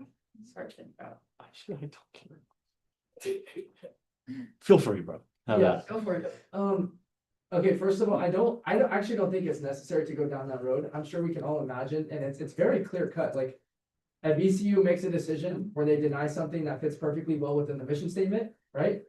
They deny it, it's part of their mission statement, student funds are given to that entity for that purpose of the mission statement. I'm sure you can all imagine something that falls within those lines where we don't have to venture into the possibility of talking about people's conflicted interests here, which I don't even think is necessarily legit, but there's that. Second of all, the point about, I also want to demystify this and make it very clear that it's not targeted specifically at VCUs only. As a matter of fact, the Senate would fall within this as well. A funding decision that the Senate made could be appealed. It's purposely not targeted at VCUs because we're not trying to entertain this superior inferiority complex that seems to be a myth throughout the entire association. That's not what we're trying to do. It's very clear within the document, and if it's not, we can amend it in the committee, that this is meant to be applied to every single entity that has funding decisions. Also, I yield. are you full proxy for Senator Harder? What's? Yeah. Yeah. No, I was recognized. This is Alexandria. She was my proxy. I told her that if she wants to just watch and see what like. Oh, you're just showing. Yeah. That's fine. That's it. Yeah, you don't have to. It's okay. It's getting entertaining now. That's what you have to say. I would do virtually anything else Wednesday evening, but if this is what you like to do. Completely up to you, Sussman. Let's wrap this up. Yeah, number one, this is called the VCU adjudication bill, so Senate's really not in this, nor is finance committee. So that would need to be discussed. But I mean, this bill as of current is really just a bulk of getting a subjudicial council. So I mean, my recommendation is reintroduce this next week with the recommendations that JC brought forth, which is just give them the purview and discretion in legal code, make it just a 1-line or 2-line clause, which gives them the ability to oversee financial discretion, But there's also a bill this evening, which I wrote with the help of Michael Saya, which basically prohibits the use of Senate unallocated for RCOs. It's really limiting what Senate unallocated can and cannot be used for. So again, this really is just going towards BCUs and towards the Senate standing committees and other entities which can give money. So I wouldn't necessarily call it an association wide thing when it really is more BCUs than anything else. That's my recommendation though, is just definitely table it this evening and then reintroduce it next week. So I appreciate understand that, but we should get into the culture of not thinking of proposed legislation as if it has already passed. Right. So, Right. Sure, absolutely. Very, very well said. just wanting, I'm sorry, I know you guys have had your hand up, but you're an author, so I know you want to say something, feel free. Just want to clarify, again, what the goal of this is. It's not necessary. I did not write this. I don't know what Senator Harder's intent is. I did not write this with the intent of targeting the ability of the Senate to disperse funding or anything like that. The goal of this was solely to create a legal venue, be that the judicial council or some judicial council, where BCUs can want to call it try over alleged misuse of funding or improper handling of their responsibilities in accordance with their mission statements in the legal code, and to set a clear list of potential penalties and a clear list of people who are allowed to bring suits against these BCUs. The rest of it, if somebody would like to pursue a bill applying the same sort of philosophy to the way the Senate does funding, that's fine, but that is not my intent with this bill right now. It's solely targeted towards creating a standardized way of, as the bill title says, adjudicating issues related to BCUs and their compliance with the legal code that both preserves BCU rights and makes sure that the legal code is actually followed. That's it. You guys can respond whatever you're feeling, but Liza. Okay. I just have like a comment for the Senate. Given how long this conversation has been like taking, I think it's really important that senators should like, for like any bill, like communicate with any entities affected by the bill before ever proposing it on the floor, because we can't expect like entities to just be like not knowing about it, bill being on there, and then them expecting to find out about this bill and then go to like the committee that it's been like referred to. I just feel like that's slightly uncalled for. So I want to suggest to perhaps table this legislation so the authors and anyone who is really interested in this bill can go and like maybe talk a little bit more privately with JC to like come to like some sort of conclusion. Further like discuss this on like a full body. Yeah, I just wanna like second that and say I think this conversation has run its course productively and we've made our opinion clear. I think JC's tomorrow at 5:30, if anybody wants to come. We can go to committee, we can talk to the authors, but. We've spent 3 years on judicial council. We've thought a lot about the court stuff. We've had the conversation with Usalia. We've had the conversation with Eric Carlson, like, include us in the conversation is my recommendation, because we're helpful. I'll give you one last thing with briefing, please. Yeah, I motion to refer the BCU Adjudication Act of 2026 to executive committee. There's been a motion to refer this bill to the executive committee. Is there a second? Sussman, second. There's been a second on that discussion. Yeah. Yeah, just to make it very clear, effectively, we should have discussed this with you guys prior. We should have had more conversation for sure. But effectively, us going to your guys' meeting tomorrow, taking down amendments, changing the bill in the committee in the coming days will be the same thing as tabling it, whatever. So effectively, same outcome, just so everyone is clear what the intention is here. Some discussion. Jones, questions, we call the question, any just like I said, motion passes. Thank you guys so much. Let's please briefly move back into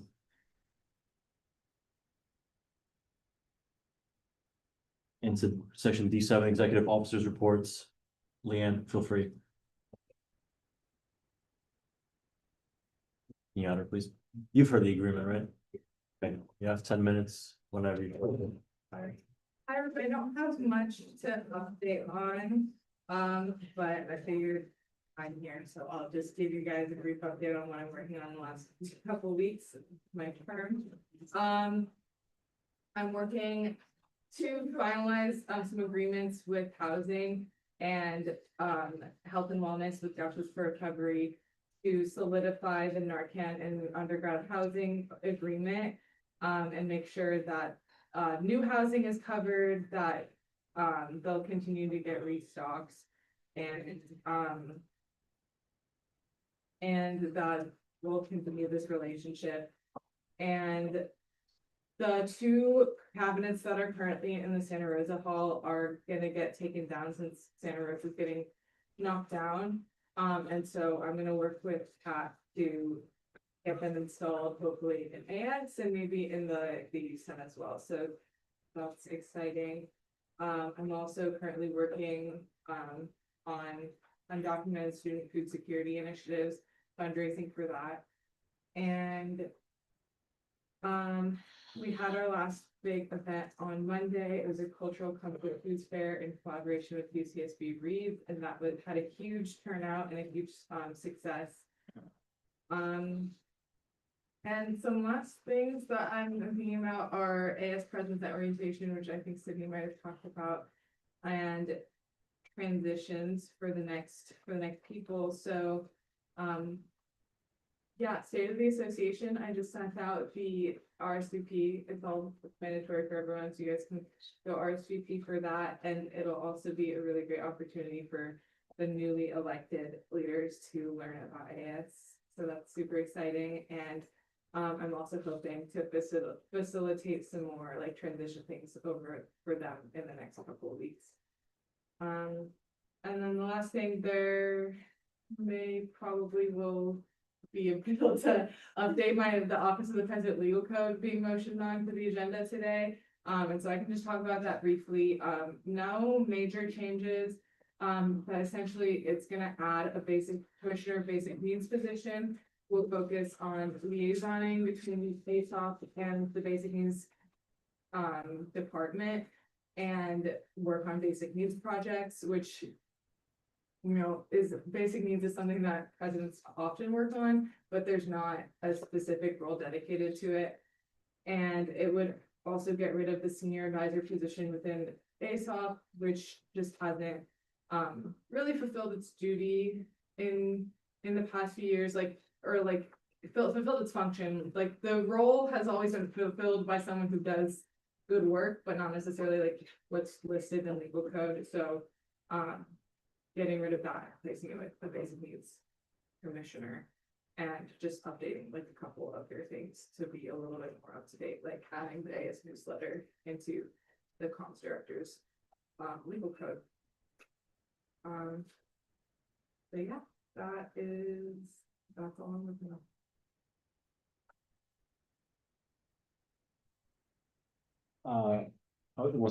I was thinking about this today, that I don't think we as a Senate have appreciated how often Leanne has been here, which is just not really a thing historically.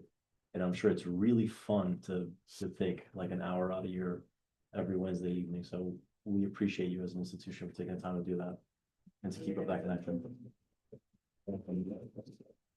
And those will be around next year. Keep whoever will be in this seat accountable to that, because this matters.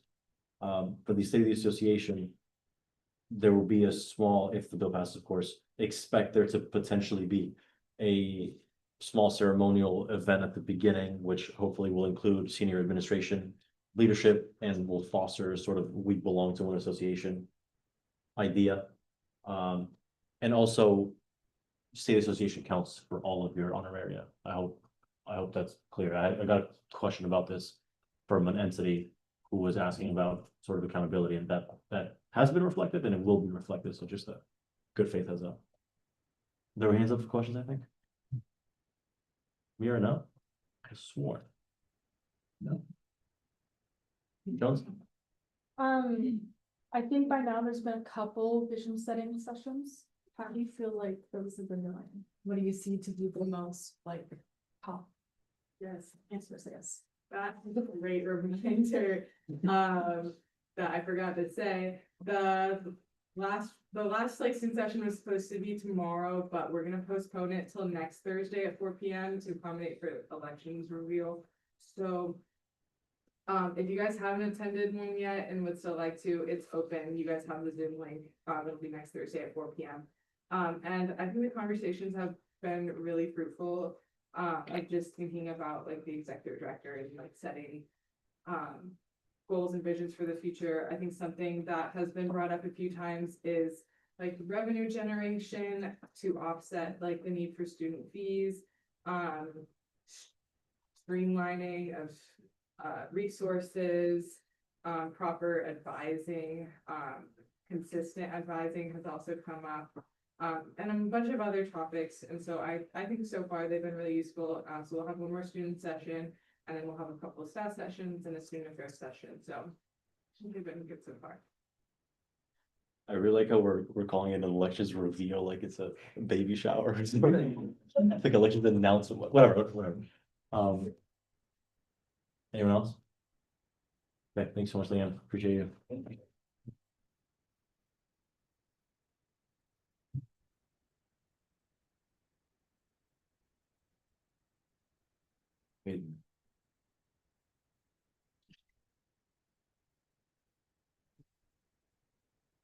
Adam, what are you here for? We want to request more money.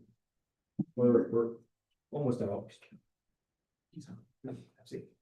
Oh, okay. No, that's a Senate. What are you talking about administrator for?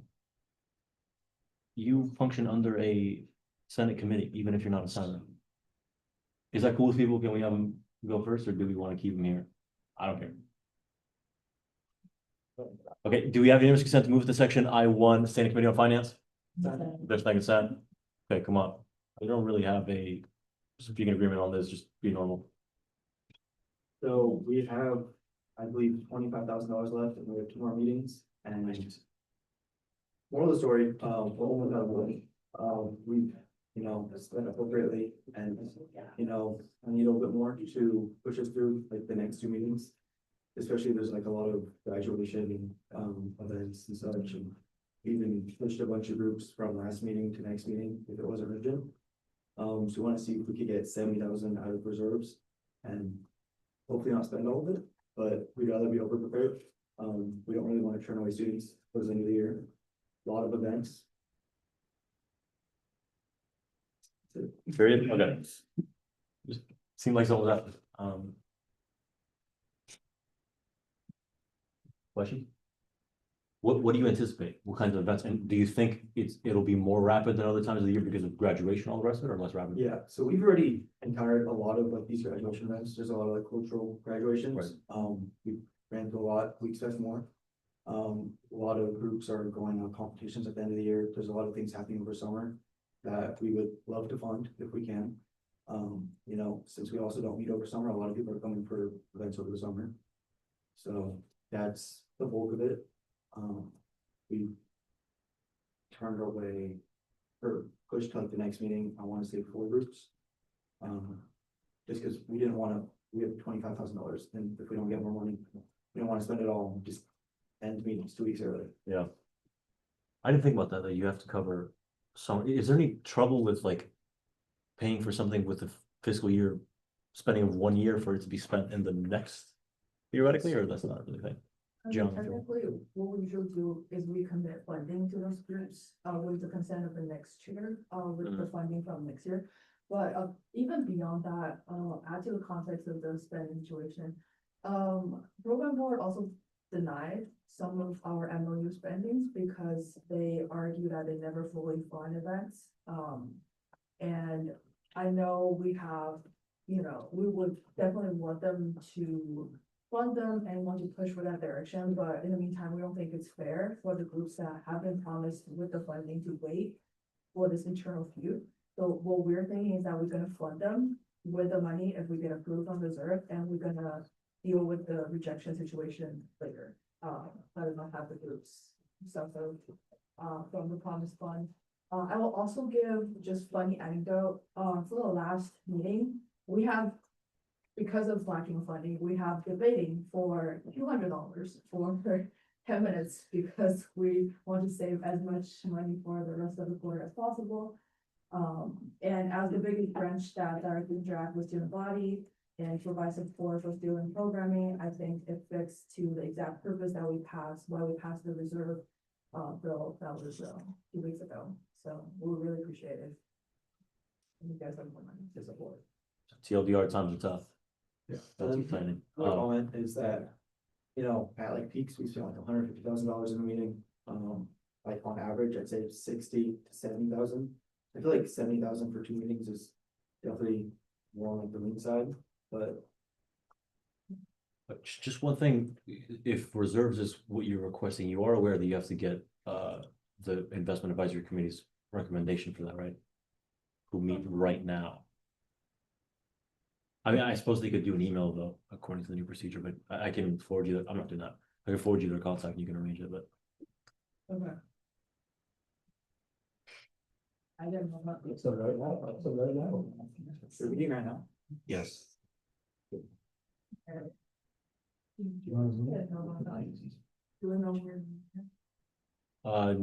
North Hall, bro, it's icy.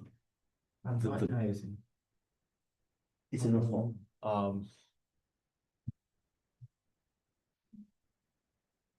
I don't know, I'll forward you their email. Yeah.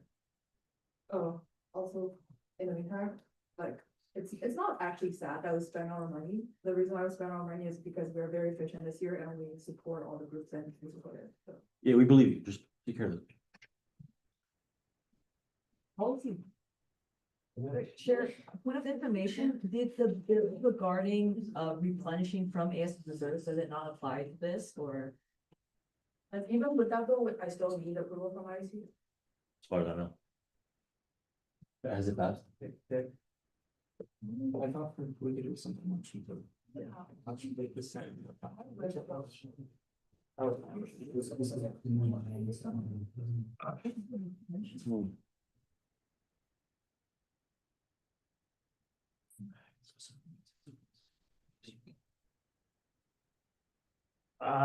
Because we are definitely for programming purposes, because we only fund. No, yeah, it says, okay. Does it replenishing AS Senate allocated Senate Standing Committees, Executive Office and BCU account balances by 3/4 affirmative vote on the Senate floor. But the thing is that the IAC stipulation still exists elsewhere in code. We can get rid of that. You see what I mean? I forward you their email, by the way. It should be really simple. We're there right now, let's text them. Oh, shit, case with it, yeah. Right. I really don't know. It's like, once you walk past, it falls over, right? And one of you maybe text us the motion language in the meantime, so we can. Yes. What are we doing?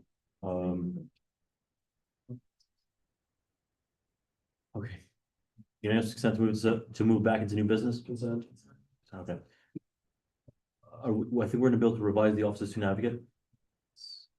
You like standardize where you capitalize, like why is revising lower?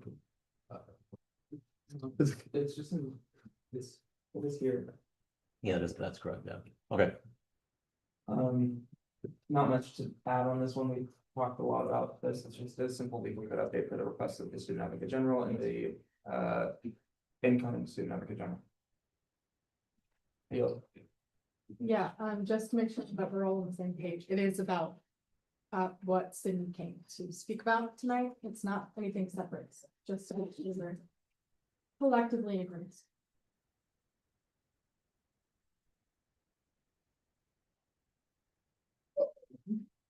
Something's not that, you know. Hey, go ahead. Go on. Anyone trying to talk to you?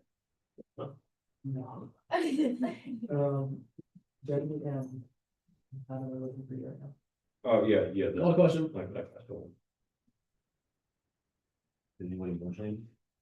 Not really, no. No. We can, do you want to motion? No, we're not. Level language. Emotion, the thing.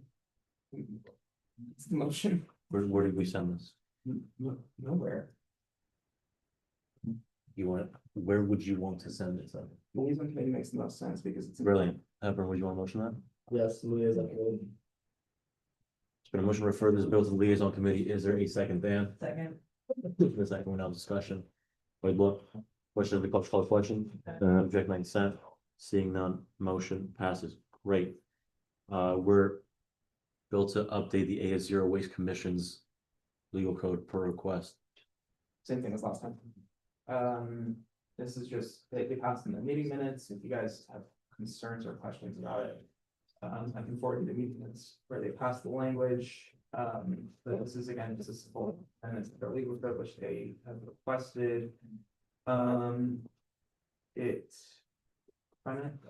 forget the financial impact, which I'll need to make in the committee, so I apologize for that. But I believe it stays relatively the same, if not, it just adds on position. Yeah, so this bill just adds standardized duties for each position within the commission. Including responsibilities related to finance management, outreach, event planning, sustainability programming, and inter-entity coordination. And these are all for the goals of improving accountability and the organization and operational clarity within the commission. Discussion.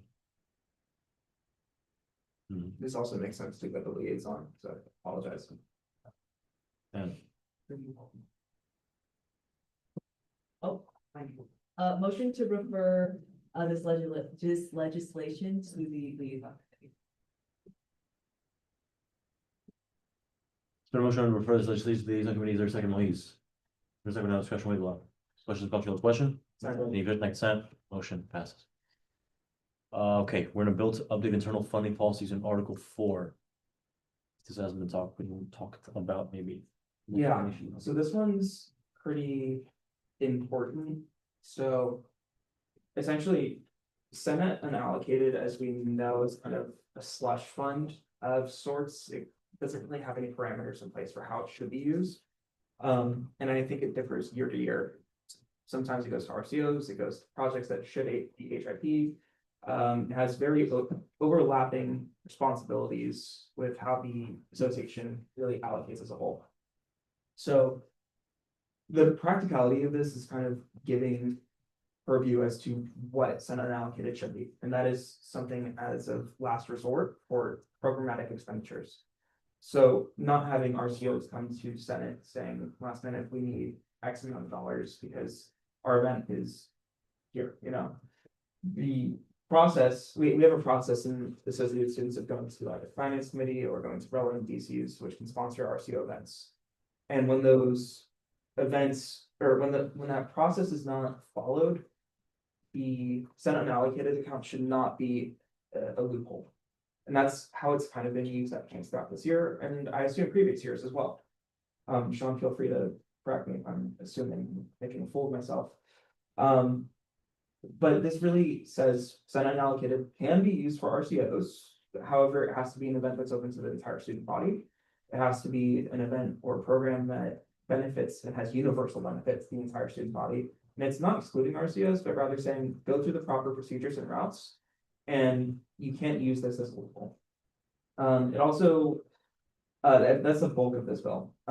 There's a couple of sections that are struck through in the HIP proposal, which basically says that there's a project completion evaluation, which hasn't really been done and doesn't really seem to exist within the proper perspective of this association. And it's really differentiating what an HIP is supposed to be, which is a student's project that is brought forth to the Senate, and a Senate project, which is brought forth by the 27 senators that should be here, or 20.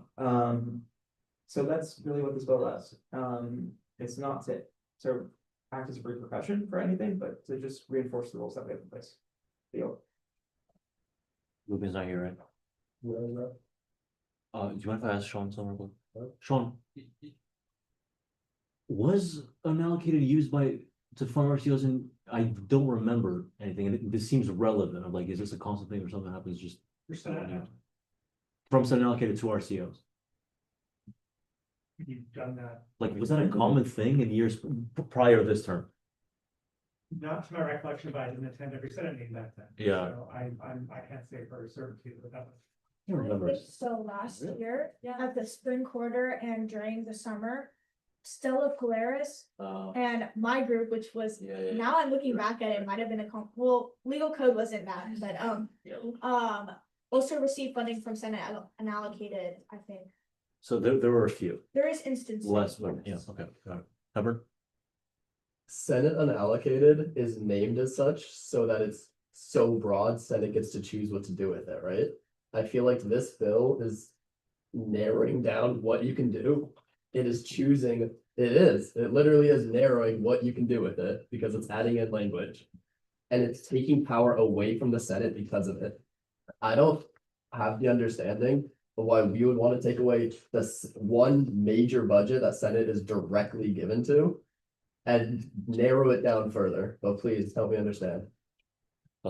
Yeah, no, it does not narrow it down. It simply gives jurisdiction and I guess parameters as to how it should be used. It's not saying you can't spend it on RCOs. It's saying RCOs should go through the proper channels first, which exists, which are BCUs, campus departments, finance committee, which has hundreds of thousands of dollars. And it's not saying you cannot use it to fund an RCO. It just has to be open to the general public. And furthermore, this allows for senators to use this for the Senate's intent, not for RCO's intent, not for BCU's intent, or even executive office's intent. The ideology behind this is that we have $13 million sitting in reserves. And I had a phone call last night with President Metzger. She asked, well, what happens if there's another president who's just as amazing as I? She didn't say that, but I put that into the conversation of what happens if, you know, they run out of money? What happens if they use all their funds? You use the reserves. Use the reserves that we have built up, not the $150,000 that Senate should be using on their own projects. With all due respect, Melanie's project this year should have not been an HIP. That should have been a Senate unallocated project because that is coming from a senator. That the HIP is for the students to bring forth to the Senate. It's a project that the students want to see on campus that brings benefits to them. Senate unallocated should be projects of the senators in their own choosing, not funding RCOs last minute, nor funding BCUs or replenishing their accounts when we have the ability to now do that from reserves. Again, it's not saying that you cannot or could not or should not fund BCUs or RCOs in a certain way. It's just those events have to be open to the public. And I think that's something that is a very fair criticism to say of how Senate unallocated should be used. Yeah. By definition, it is narrowing then. You say yourself it's not, and then you go on to say that, well, you actually have to do this, this, and this. It has to be open to the public. It has to be universally done. By definition, that's narrowing it.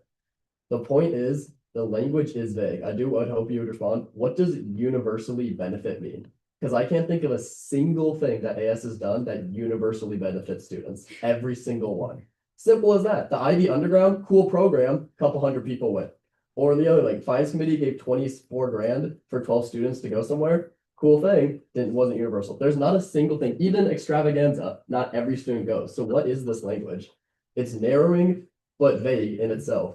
And I don't think you answer my question of why are we taking away Senate's ability? I don't think it makes sense for Senate to say, let's not give the power to the Senate to decide. What if there's a project last minute that needs to be done or it seems so incredibly important?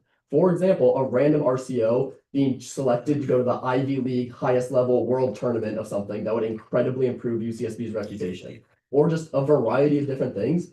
You're now taking away the power of the Senate to make a quick and effective decision. Instead, they have to go to the finance committee, they have to go to academic department sponsorship, and they have to do BCU sponsorship, which again is vague. Is that one BCU? Is that all relevant BCUs that could fit? Or is that every BCU?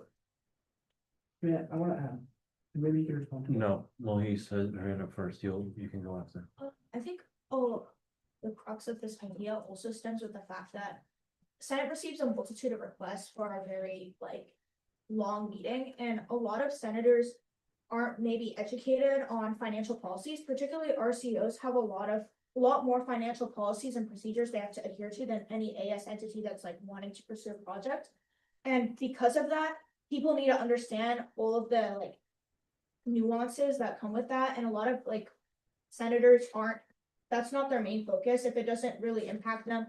I'm not stating like anything about like assuming people's like intentions, but it's just like senators each have their own agendas.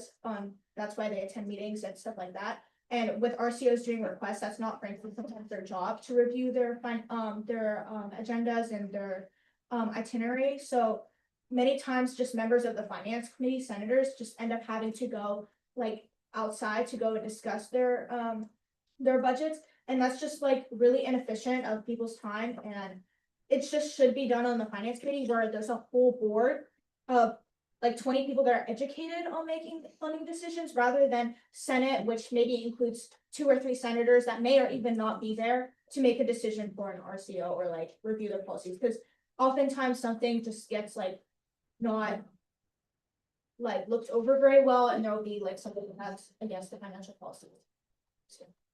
Harder, I think, Joe Simone Sussman.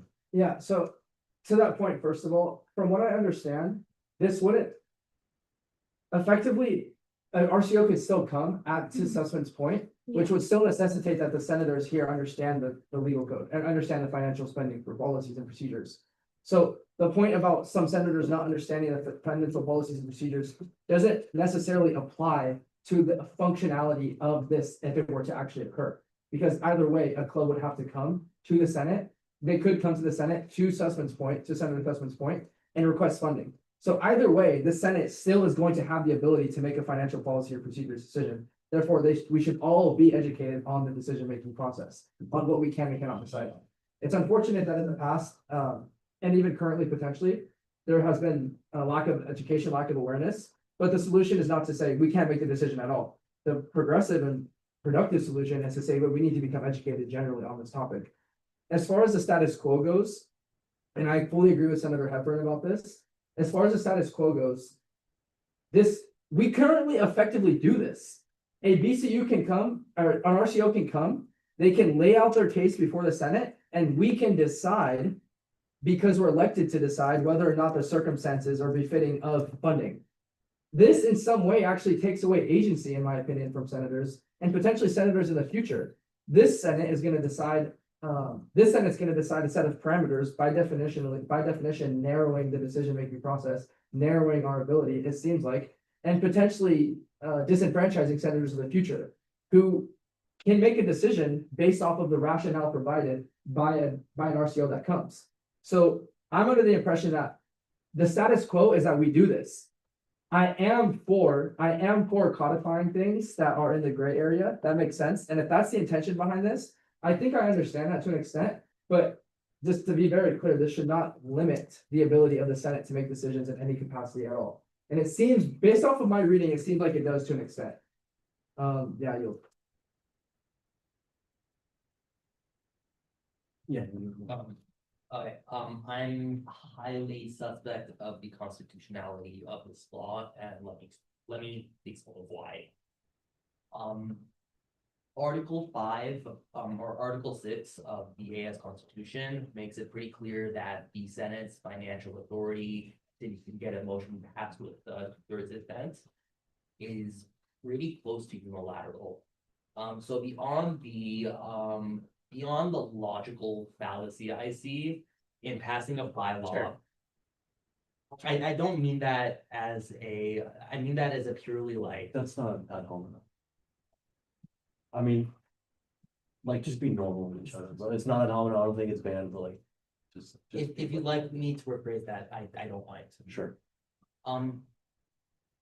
Beyond I think the questionableness of whether or not a bylaw that constrains the Senate's ability to disperse finances by a 2/3 vote. That bylaw can itself be amended by a future Senate with a 2/3 majority. I question if such a bylaw would really do anything in effect. But beyond that, I question if constraining the Senate's ability to disperse money through a bylaw is constitutional. since the AS Constitution is pretty clear that the Senate's power of the purse is rather close to unilateral. But yeah, I'm just not sure if this would be constitutional, and if it is, if it would even really be enforceable, since the body that this constrains could very easily just change the bylaws like 5 months down the line. So, Yeah, I want to be clear, this does not restrict the Senate's ability to make decisions. It says the Senate unallocated account may only be used for programmatic expenditures which have direct effect on the student body. That's not restricting by any means. I would hope any RCO or BCU coming to the Senate asking for money would be having direct effect on the student body, being that is what our job is to be as direct legislators. The second is, this is not restricting us in any way, shape, or form. It's restricting how RCOs and BCUs can go about requesting funds. That's what this is about. And executive offices, it's holding everyone to the same prudence. It's again, following the rules that we have in place, which have not been codified into legal code, which is very unfortunate that this association of 76 years has not been able to put into legal code. This is the avenue which you take to go to request funds. Again, there's loopholes in this legal code. That's why these 6 clauses or 4 clauses are being written. This is basically saying, well, if you're an RCO or BCU and you need more money, go to finance committee first. I think the finance committee member here would agree with that. And then if you have proven that you've gone through these measures and you're in the need of an emergency, then you can go request from the Senate unallocated account. This doesn't restrict what accounts we can and cannot pull from. Doesn't restrict HIP, doesn't request or restrict from leadership, doesn't restrict from admin. It's simply just saying this is what Senate unallocated should be used for, which is the direct projects of the Senate, which is open to the entire student body and universal. That's what I mean by universal. Now I can change that to be the intent of the universality. That can be changed in committee. But what I think is something that we should not argue is that anything spent out of Senate unallocated, which is something that all students pay into, should be open to all students. I would be very questioning of why we'd be spending money for only a specific group of students from an account that all students have to pay into. Again, it's not restricting us, it's restricting how boards, commissions, and units and RCOs go about the process, which is finance committee requesting from other BCUs, departments, and providing proof of that going to Senate. That's all. guys, I'm confident we can keep this from getting to the same points, so. One for each of you briefly, hopefully touching on new points, and then maybe we can move on further. I'm going to motion to refer it to executive. Okay, then, So, Senator Hepburn would like to go, how you? I'm fine with it.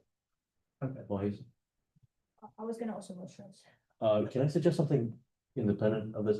I'm glad that the bill is touching on, the leadership fund, sort of what it can be used on. But with unallocated, you can disagree on what you can use it for, but who uses an allocated is the Senate. There is not anything listed out for who can use leadership. So any executive office just motions it, and then we send it to financial operations. And financial operations has a million things to do with it, so they're not questioning who sends or what they have the authority to, which is worked well for our office, and I hope, done cool things. But that should not be the case. So whatever you go in the rest of the things, I hope that you can include that as a gap in the association that needs to be filled.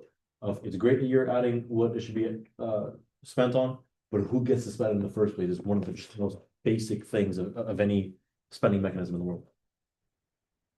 Pardon. Motion to refer a bill to update internal fund policies and Article 4 to executive committee. There's been a motion to refer this bill to the executive committee. Is there a second, Lanes? For a second round of discussion, this morning.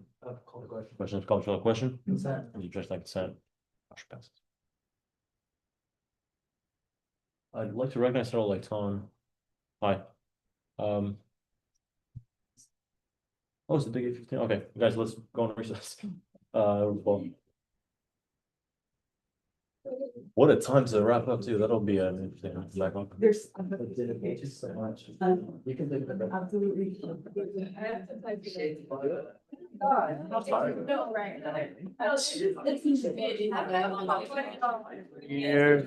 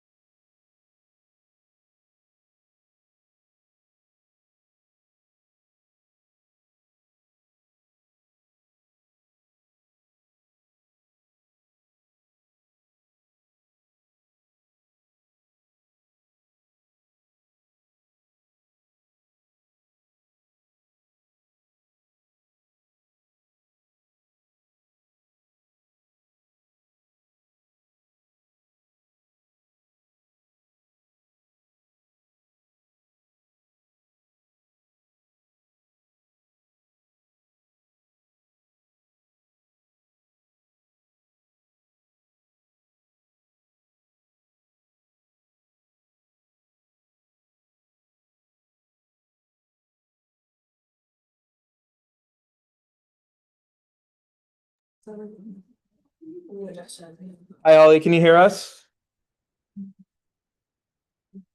Yeah, we're good. Can you hear me? Yeah.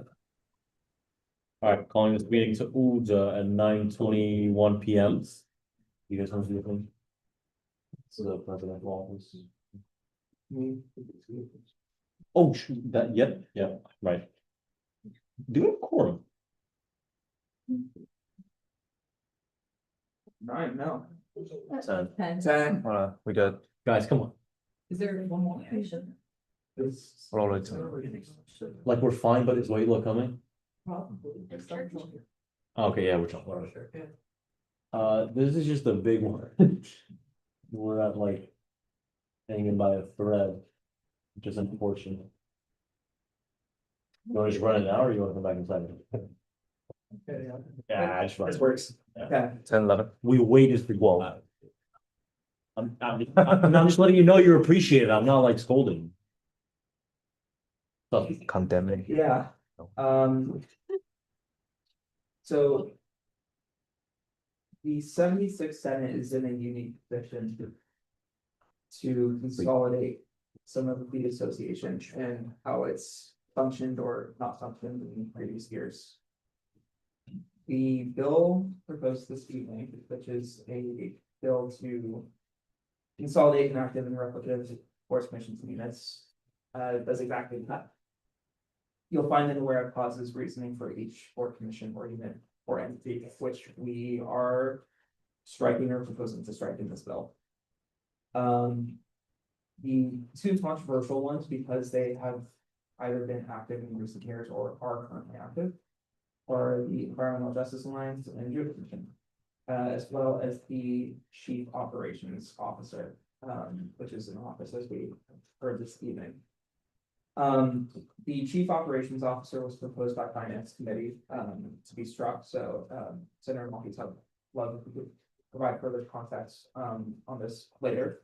But it's to my understanding that the Finance Committee saw that this office, which proposes a 5-year plan, which again, to either benefit or to not the association, can be difficult at times to follow, either because it's a new office and the plan hasn't been published yet, or because students turn out at a very rapid pace for 5 years.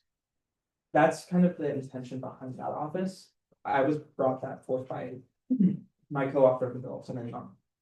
And that's why it's in this bill. That's the concept behind that. The rest of these we have had a multitude of conversations about in this Senate. The Environmental Justice Alliance, as you saw in the email chain. The advisor, Sarah, who's been had a phenomenal relationship with the Senate thus far, and I really commend her and thank her for being here all the time to discuss important matters. Even acknowledged in her email that she more or less agrees with consolidation. And in the Environmental Justice Alliance meeting minutes, they said, and I quote, "In the end, EJA will be an RCO."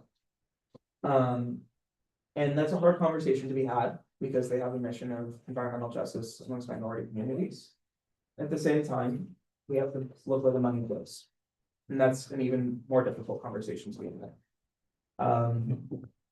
And from my understanding, this group is a small group of students who's put on one event this year, which had 200 attendees, which was a movie. And from my perspective, I really don't see a distinction between BC and RCO status. It's not to say that their mission is invalid or have they not done a good job. But when you look at the honorary percentages and percentages to that of which have gone to food and the attendance of meetings, it just seems best that this BCU become an RCO.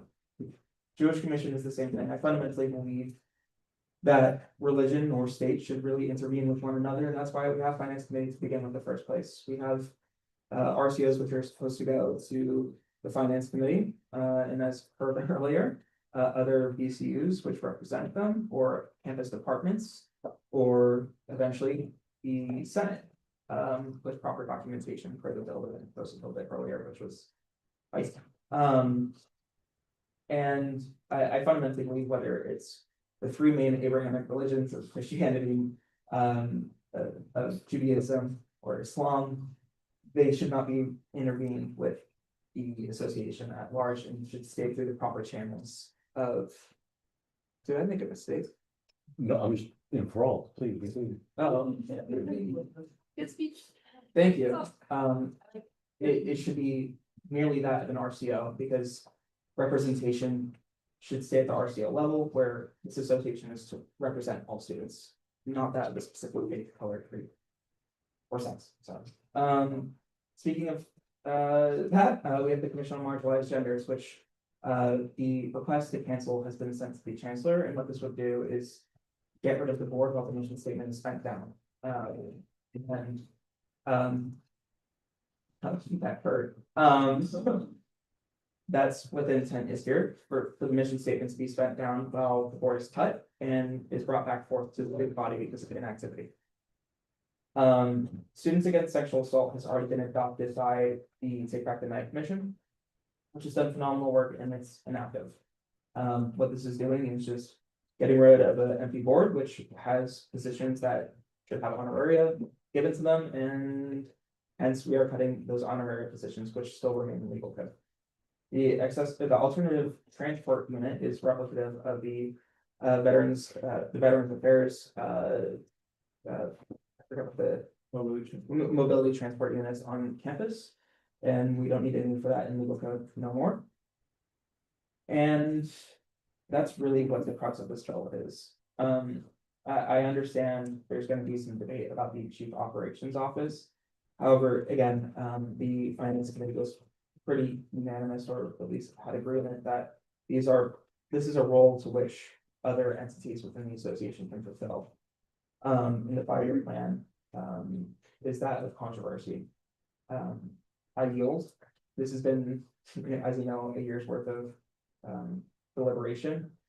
And I do fundamentally think that as we go towards the future of this association, this will help not only staff, but the students understand what this association is and what it is not.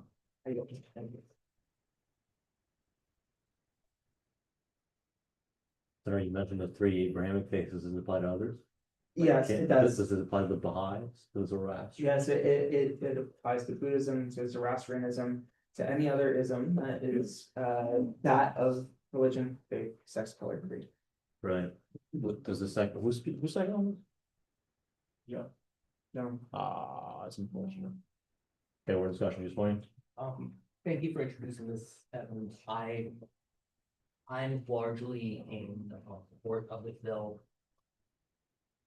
I just feel obligated to bring to question how we are going to reconcile disbanding JCOM on the basis we don't want like groups targeted towards a specific subset of people integrated within the VCU system, while also increasing the funding of the WHC last week and having other race or gender, or I guess not religion based, but those two based VCUs in legal code that this bill does not address. I'm not sure how, I'm not sure exactly what the plan is for making sure that we're not creating a double standard. Yeah, great. It's a great point to be brought up. I think there's a distinction, as we saw within the minutes and allocations of the WHC. They were spending more than just,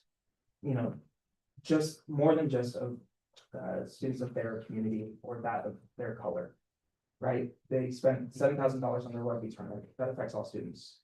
Or the women's rugby tournament. They spent several thousands of dollars on events, not only parts of their mission, but events that were expensive to the entire campus community.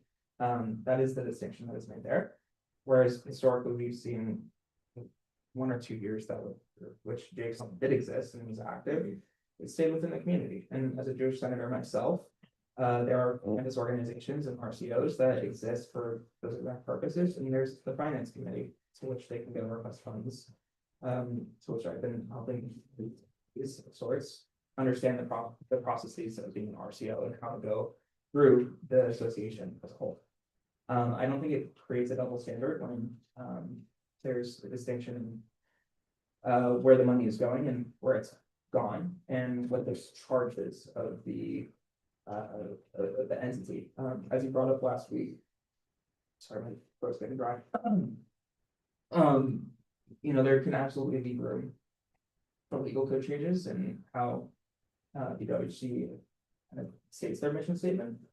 But I don't believe this creates a double standard when we can follow where money goes. And we also have the constitutional amendments, which may or may not pass tomorrow, of student organizations coming to the Senate. If they want to be a walk-in, non-walk-in VCU, they would have to request 1,000 signatures from the student body. And if they want to be a walk-in VCU, they would have to have 2,000 signatures from the student body.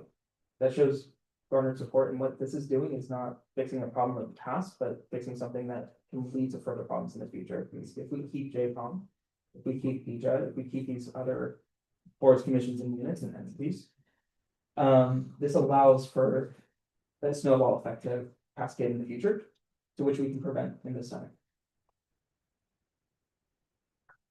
That makes sense. Layla. Yeah, I was gonna actually make a similar anecdote, and I think it was really well said that Senator something you mentioned, and I want to just really, just congratulate you for, it's like, you know, I guess this has been an entirety of your process, but this legislative thing, and I wanted to make a note as well.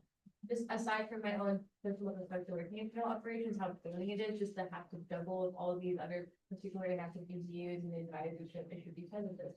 I think that, like, to answer a little bit of that question with additional context, and I said about the last time when we had this conversation, about the terms about, at the end of the day, our goal is to help relieve it, of maximizing and effectively support considered bodies as possible. And I think in the context of things like BWC, that they have, you know, not only had the gracefulness and continuously come to us, because in particular how much they've been trying to help the miscommunication to issues they've done, they have tried their best to help student body. And I think the other particular things that are written here in this legislation, some of the BCUs just, it's simply looking at not what they could be, but simply what they actually have been doing. A lot of organizations just simply, at the best of the very could, just haven't really done anything to the body. And I just think I really want to help congratulate that as well, because as somebody who's also marginalized, I see a lot of the organizations that this money also, I think, could be going into a lot of organizations that do support marginalized communities. And I think that is our goal, is to help support, I think, as actually as the student body as possible. And the leaders, we should recognize about the position to how we can use this money more properly. And I think that just simply wanted to make them know. I would like to hear more, because we have the public speaking and talk about it a bit better, just to give a little bit additional context and finance about strategic operations. But overall, I think this place has been no, and I think for their goal over the years. So I wanted to say that. I would just make a note that that seems that the heaviness of those issues internal wise, it was really good to see, you know, positive effects. Hopefully to actually help the student body in the future. I just want to make a quick comment, sort of in response to what Senator Giussimonia said, and what, Senator Sussman said, but, Jewish Commission, when they did put on events and they haven't been active for a while and their board has been half functioning for a while, their events were open to all students, advertised to all students, just as every other culturally, racially, ethnically specific BCU does, that it includes everybody. So just a clarification, I wanted to re-emphasize that those events were not closed to the Jewish community, but just as an event that is for maybe Latinx culture may attract more Latinx students. Similar thing happens with those events. And what Senator Giussimonia mentioned about that double standard, I will say that that as someone who strongly believes in AS's like critical need to downsize, and also that student fees should be spent universally. And AS does a lot to support marginalized groups, but like I personally believe that BCUs should be more universal and not culturally, racially, religiously, or ethnically specific, even though those BCUs are inclusive of everyone. But that's obviously not something that like we can do just in this year, like reset how all the BCUs work and how they all function.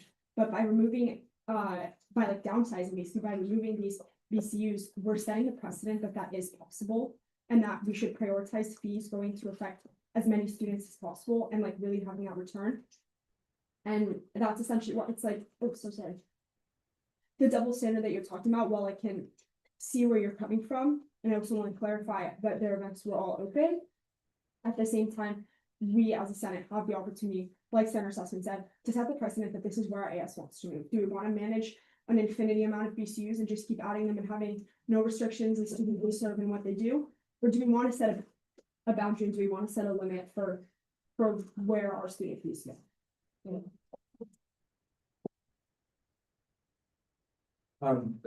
Jared. Yeah, since we have the chair and vice chair and senator representative from the finance committee here, I think since we are in this action item, it'd be beneficial if we kind of receive some of their insight as to why the chief operations office should be consolidated. And why that was brought forth in this bill. Do we have unanimous consent to include Vice Chair Maharov in the discussion? If there's been consent. You can join if you want. I would probably just go through about the brief history of strategic operations office, and I do want to make a disclaimer of like. Okay. This is on camera, I need to be careful with my language. But I do want to say, as most of you guys know, that the size of the association have reached to a point that we need to consider effective consolidation and so that we can efficiently carry out the mission that student body voted for us. And to spend the money, basically, that's the direct way of saying it without mechanism.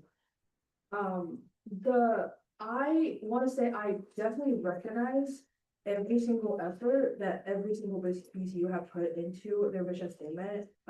Like sometimes it's not about the outcome, it's about the process and the commitment they have put into it by just attending to be on the roll.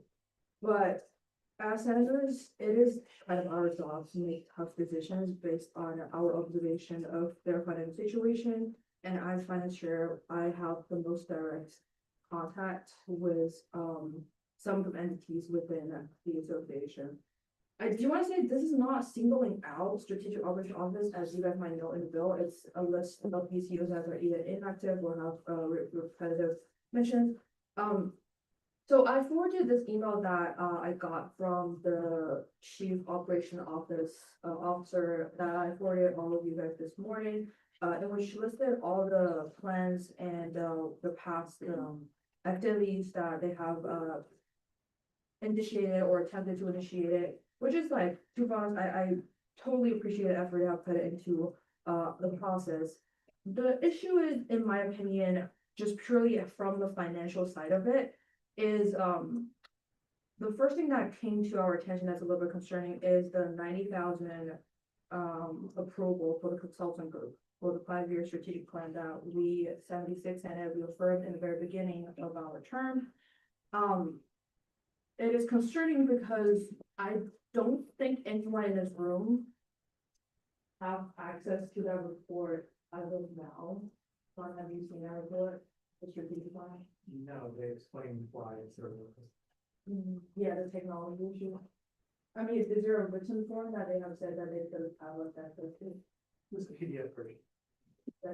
So you put all the data, Okay, and they sent out yeah, to the association.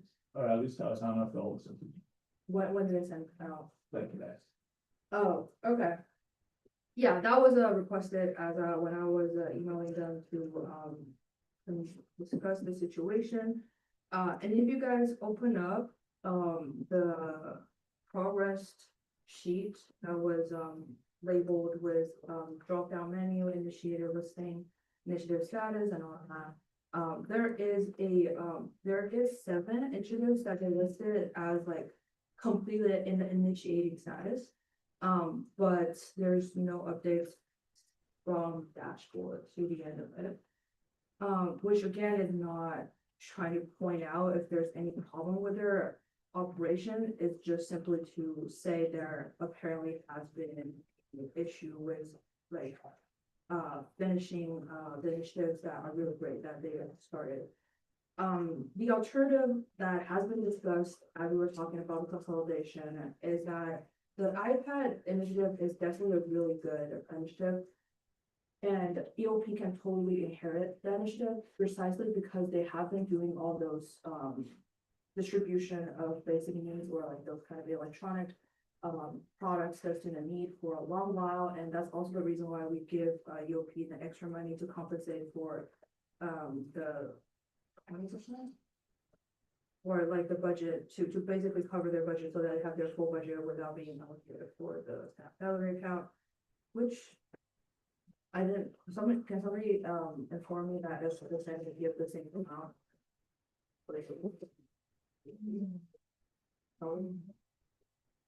No? You guys thought you'll be?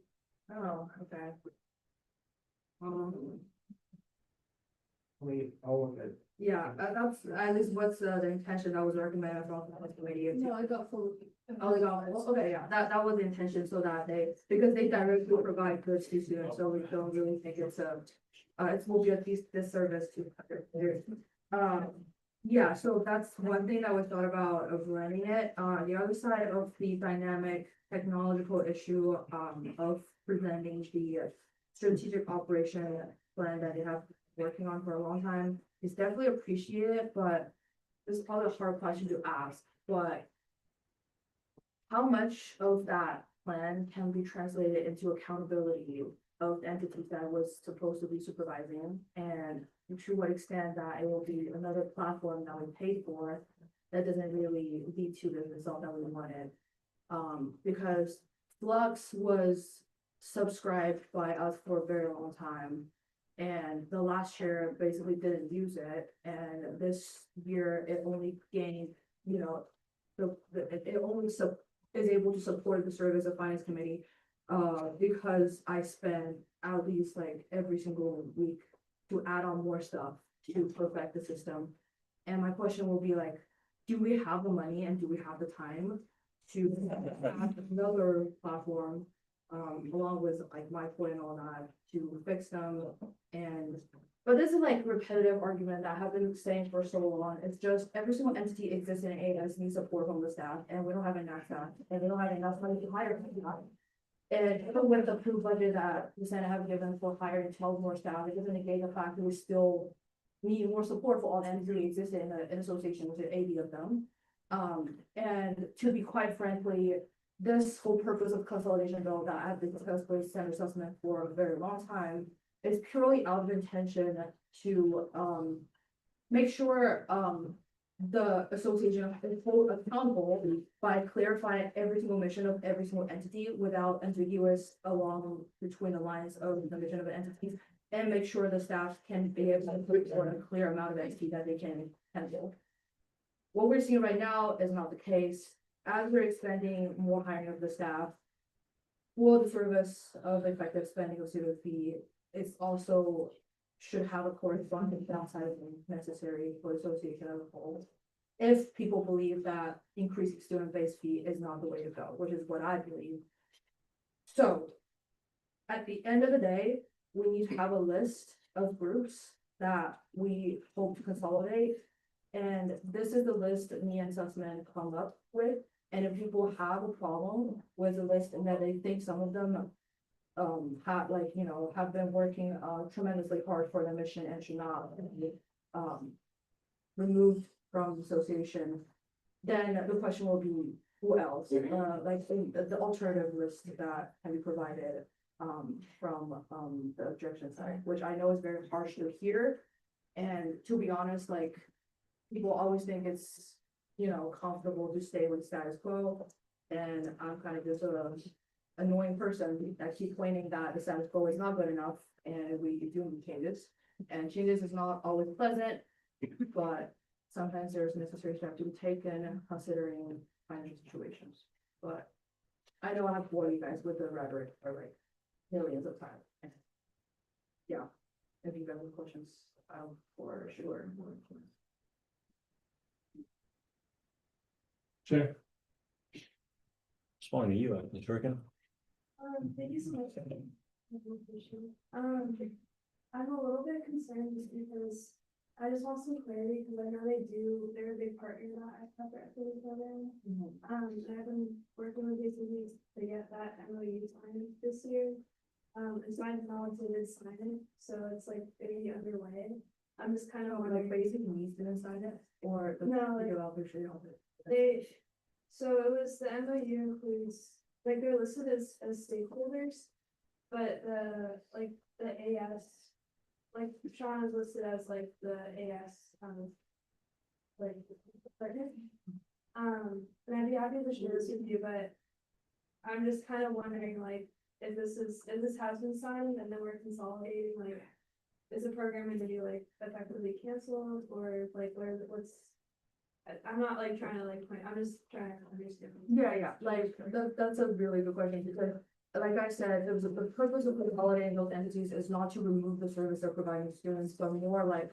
For example, I don't know if you guys have like go through as detailed a budget hearing as I was because I was literally there. But there is a example, this is not a tech. We were all there last week. You were. No, I mean, I didn't budget either. hearing. Whoa, what's going on? So the budget hearing Floor is yours. for the process before, not the budget deliberation. Yes, so budget hearing is a proposed as example between Human Rights Board, Public Mental Health and the COSWEB.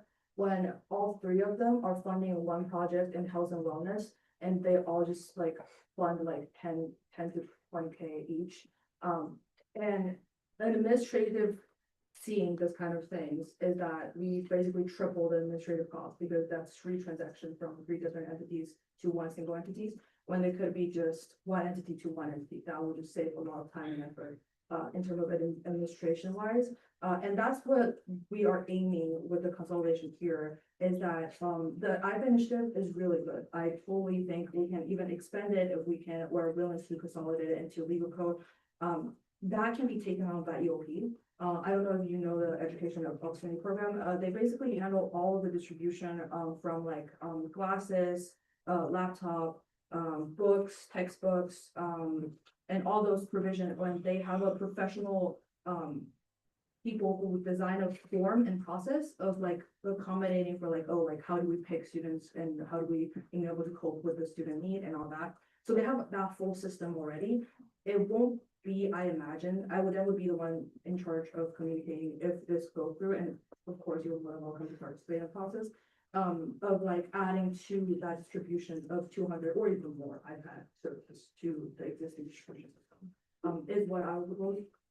If we had another problem with EOP, we'll see, we'll figure something out for sure. I'm not the person who, you know, tell me to dispute the mess to whoever. Yeah, that, and I don't know, let's say not even because, longer now we're ready to go for it. So Yeah, I absolutely. Okay, I'm gonna make a case for strategic operations office and I'm gonna propose something. So I think every successful organization has an office that leads, like helps direct the organization. That's what consultants are hired, pays hundreds, if not thousands of dollars to do for businesses all over the world. I think it's critical that the association has at least the infrastructure for that. And so if we don't want to give them like a bunch of money to hire a firm, that's something that we don't have to do at all. There was like that $90,000 or $100,000 that we spent on them. If we don't want them to if we want them to put together their own strategic vision plan themselves, and not pay all that money to a firm, I would also probably be in favor of that. So my proposal is, can we just at least find a way to maintain the infrastructure of what the strategic operations office does somehow within legal code? Because I think even if they haven't performed well this year, or we haven't seen what they've done or could do this year, and we haven't been satisfied with what they showed us, I think that maintaining the infrastructure is super critical for that to be carried forward. A primary example of this is the HIP, which, correct me if I'm wrong, but I don't think it was really used for a year or two, and this year we've used it a bunch of times. And so maintaining that infrastructure in legal code for students to be able to step in and put together a strategic vision plan that can help guide the association, I think is really important. And I really hope that we can work towards some kind of solution like that. But again, I'm not completely on board with this bill and the goals of it, but just that one piece, if we could talk about that, I'd appreciate it. Yeah, I mean, hearing from them today, it's clear that the projects that they've done have benefited the student body. It's a question of, does the existence of the office as a whole justify the projects that they are doing, right? And they're phenomenal projects. Completely. I mean, it's absolutely true what they've done. It's benefit from the student body clear as night and day. It's a question of, does the honoraria justify it, and also does doing a 5-year plan also make sense in an association which is rapidly changing? And those are some things that I'm not critiquing, but it's questions that I have. You know, we all term out in 2 weeks. We know how fast the term is. A president comes and goes in 1 year. How are they to fulfill a 5-year plan when they're here for 1 year? When students here are in the association for 1 to maybe 4 years, in some cases 1 or 2. How does that promised look in the future, and that's something that we have to really consider and think about. I don't have the answers to that. But it's something that I was considering when Senator John brought this forth for this bill. Sorry. The finance committee brought it forth for this bill. Yes, I'll drop them in the entity. And they do also make a valid point of, there are already entities which have staff advisors, which could also cut down on staff need, which could, you know, allow for more adequate resources to be held by the rest of the association when these projects can be developed by a existing entity such as EOP. That's where my head is at, not either saying we need to get rid of, but these are questions that are legitimate and need to be asked. Okay. Yeah, I think you made some really good points. I think you're kind of missing what I was saying. So I don't think the strategic operations should do any projects. The point of a strategic operations office is to help guide the association as a whole. And like you said, we are only here for a year. That's why we need a 5-year vision plan, so that people have something to look at to see, okay, this is where previous groups have been going, and this is how we can continue to take it there. So that's what I'm saying, just having an infrastructure for them to be able to provide that strategic consulting type of service for the association in an office of 5-6 people. It doesn't have to be huge, limited on our area, but just maintain that infrastructure, I think, is what's critical. I don't think that, and I think they said that they're not the ones putting on those projects, but they're helping groups with those projects because they lead to, or they're benefiting, or they are helping with the KPIs that they have set forth, that the SVP strategic vision plan has set forth. I don't know if that was clear, but do you guys get what I'm saying? John. I want to make a last comment then, but I think first I will say the reason why I want to remove the office is precisely because I recognize consulting is the primary function of the office. If we remove the consulting fee that, like, last year, well, 2 years ago, we paid $9K. I don't think the office, like, primary mission exists if we don't approve that money for them, use that money to have that plan and initiate the whole process. In the meantime, I do have to say that everyday guidance or direction, because for the past 2 years, we didn't have a strategic plan. I would say, like, the past 2 years is, like, wonderful, but I don't think it's, like, disastrous to this point of, like, oh, like, wait, we just crash out.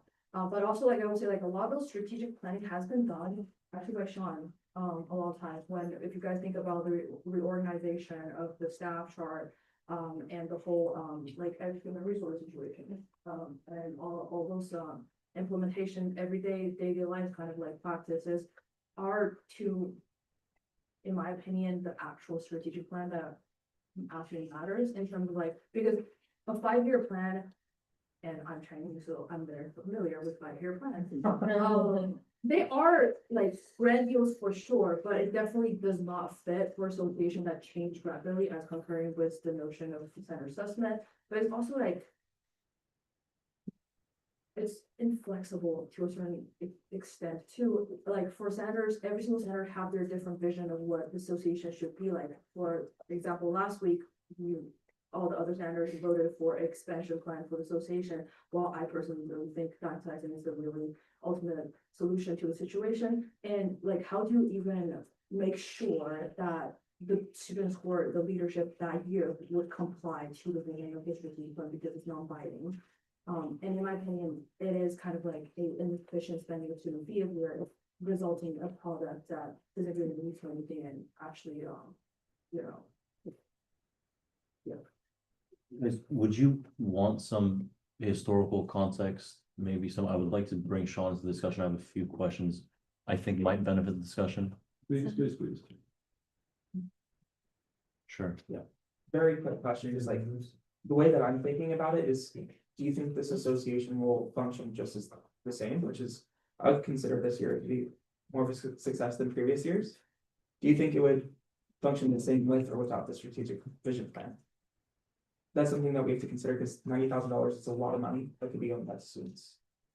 I'm gonna move on now. You asked the question, was Lucan? Wait, can I just clarify something? Like, my proposal is that we don't give any money to a consulting firm if we don't want to. We can't obviously decide that for future years completely, but I'm saying allow 5 students, 6 students to be the strategic operations office, to continue to set these things, because the 5-year plan, as much as we may not act on it indirectly, like all successful organizations have long-term plans and long-term goals that they can strive for.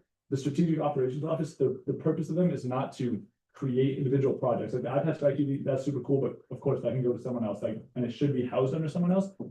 The purpose is to have a group that can help create some degree of cohesion in terms of where the association as a whole is headed. And I think that we can do that with a limited, like what, $300 times 6 students times 3 quarters a year, and not pay any kind of big consulting fee, just by keeping their legal code active, or part of it, and not just cutting it completely, which would get rid of even the option for us to have that. Sure. Yeah, just 2 thoughts. I totally see everyone's point. I think we're kind of in a tricky situation here because unfortunately the operations office is acting not within the operations office, but in doing that, they are impacting other students in a positive way. I'm saying like they did create programs, unfortunately, or we probably shouldn't be doing that, but okay, now people have like, now it's impacting the students, and I do kind of have an uneasy feeling about shifting programs this late into the term when we do turn out in 2 weeks. That's an uneasy feeling I do have.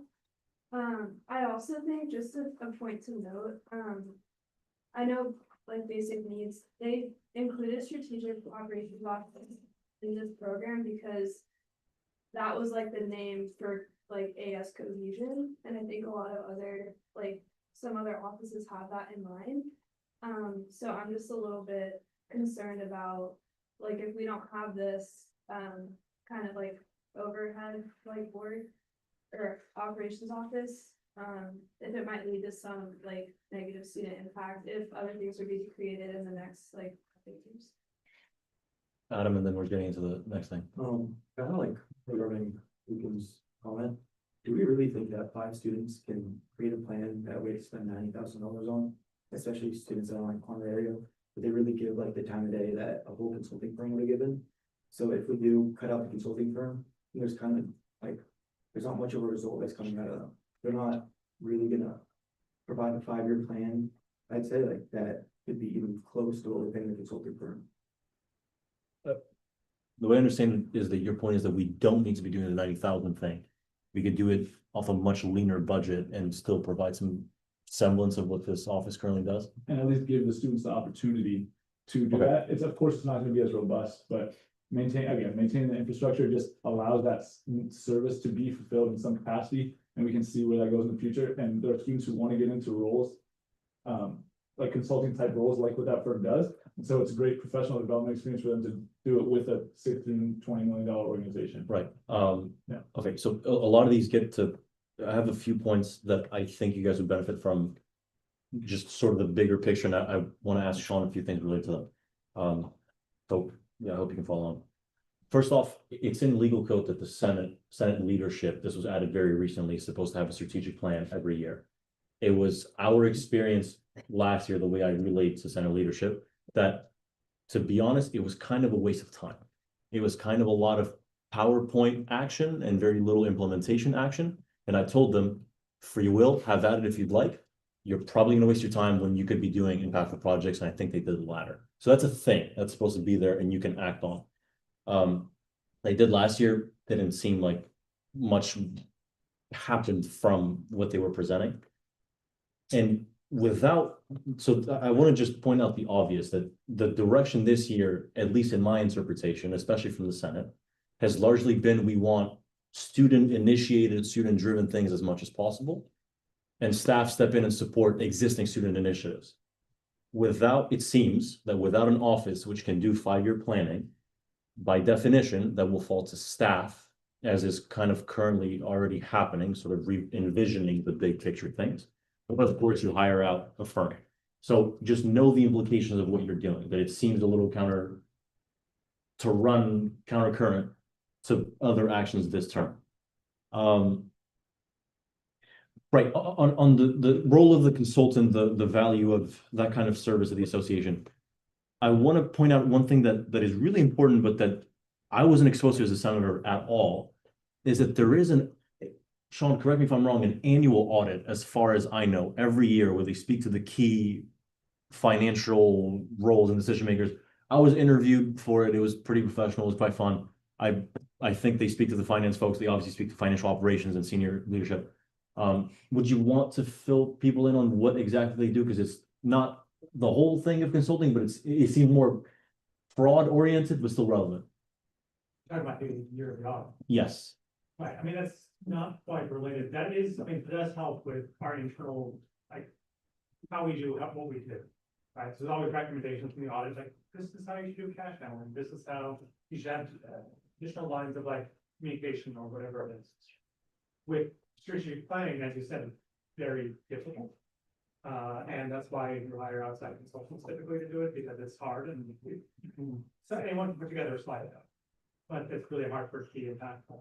And I've always found, sorry, talk a little bit, but I've always found having a student perspective on planning to be really valuable. And when students have had, who've done it right way, it wasn't always through that office. Because that office didn't exist. So that it has been one that was led by the president, who led an initiative to have a 5-year plan. And there was a little lopsided towards the governmental side of things, but like it was like a 3-month thing. And they put it together and it was a pretty good plan. And us as staff, we have our plan and then we seek out that student one and then find the things that overlap and work on those. And so I always found that valuable and I like this. I mean, I want to push anything in any direction, but I've always liked that we had that available with that group to be able to have some data that was from a different perspective than mine. That was a different perspective from the system. And to speak to just really quickly about the iPad, just that's not something that EOP would really do. Their grant system is very different. It's good, it works great. I have like 5 I need to sign sometimes today.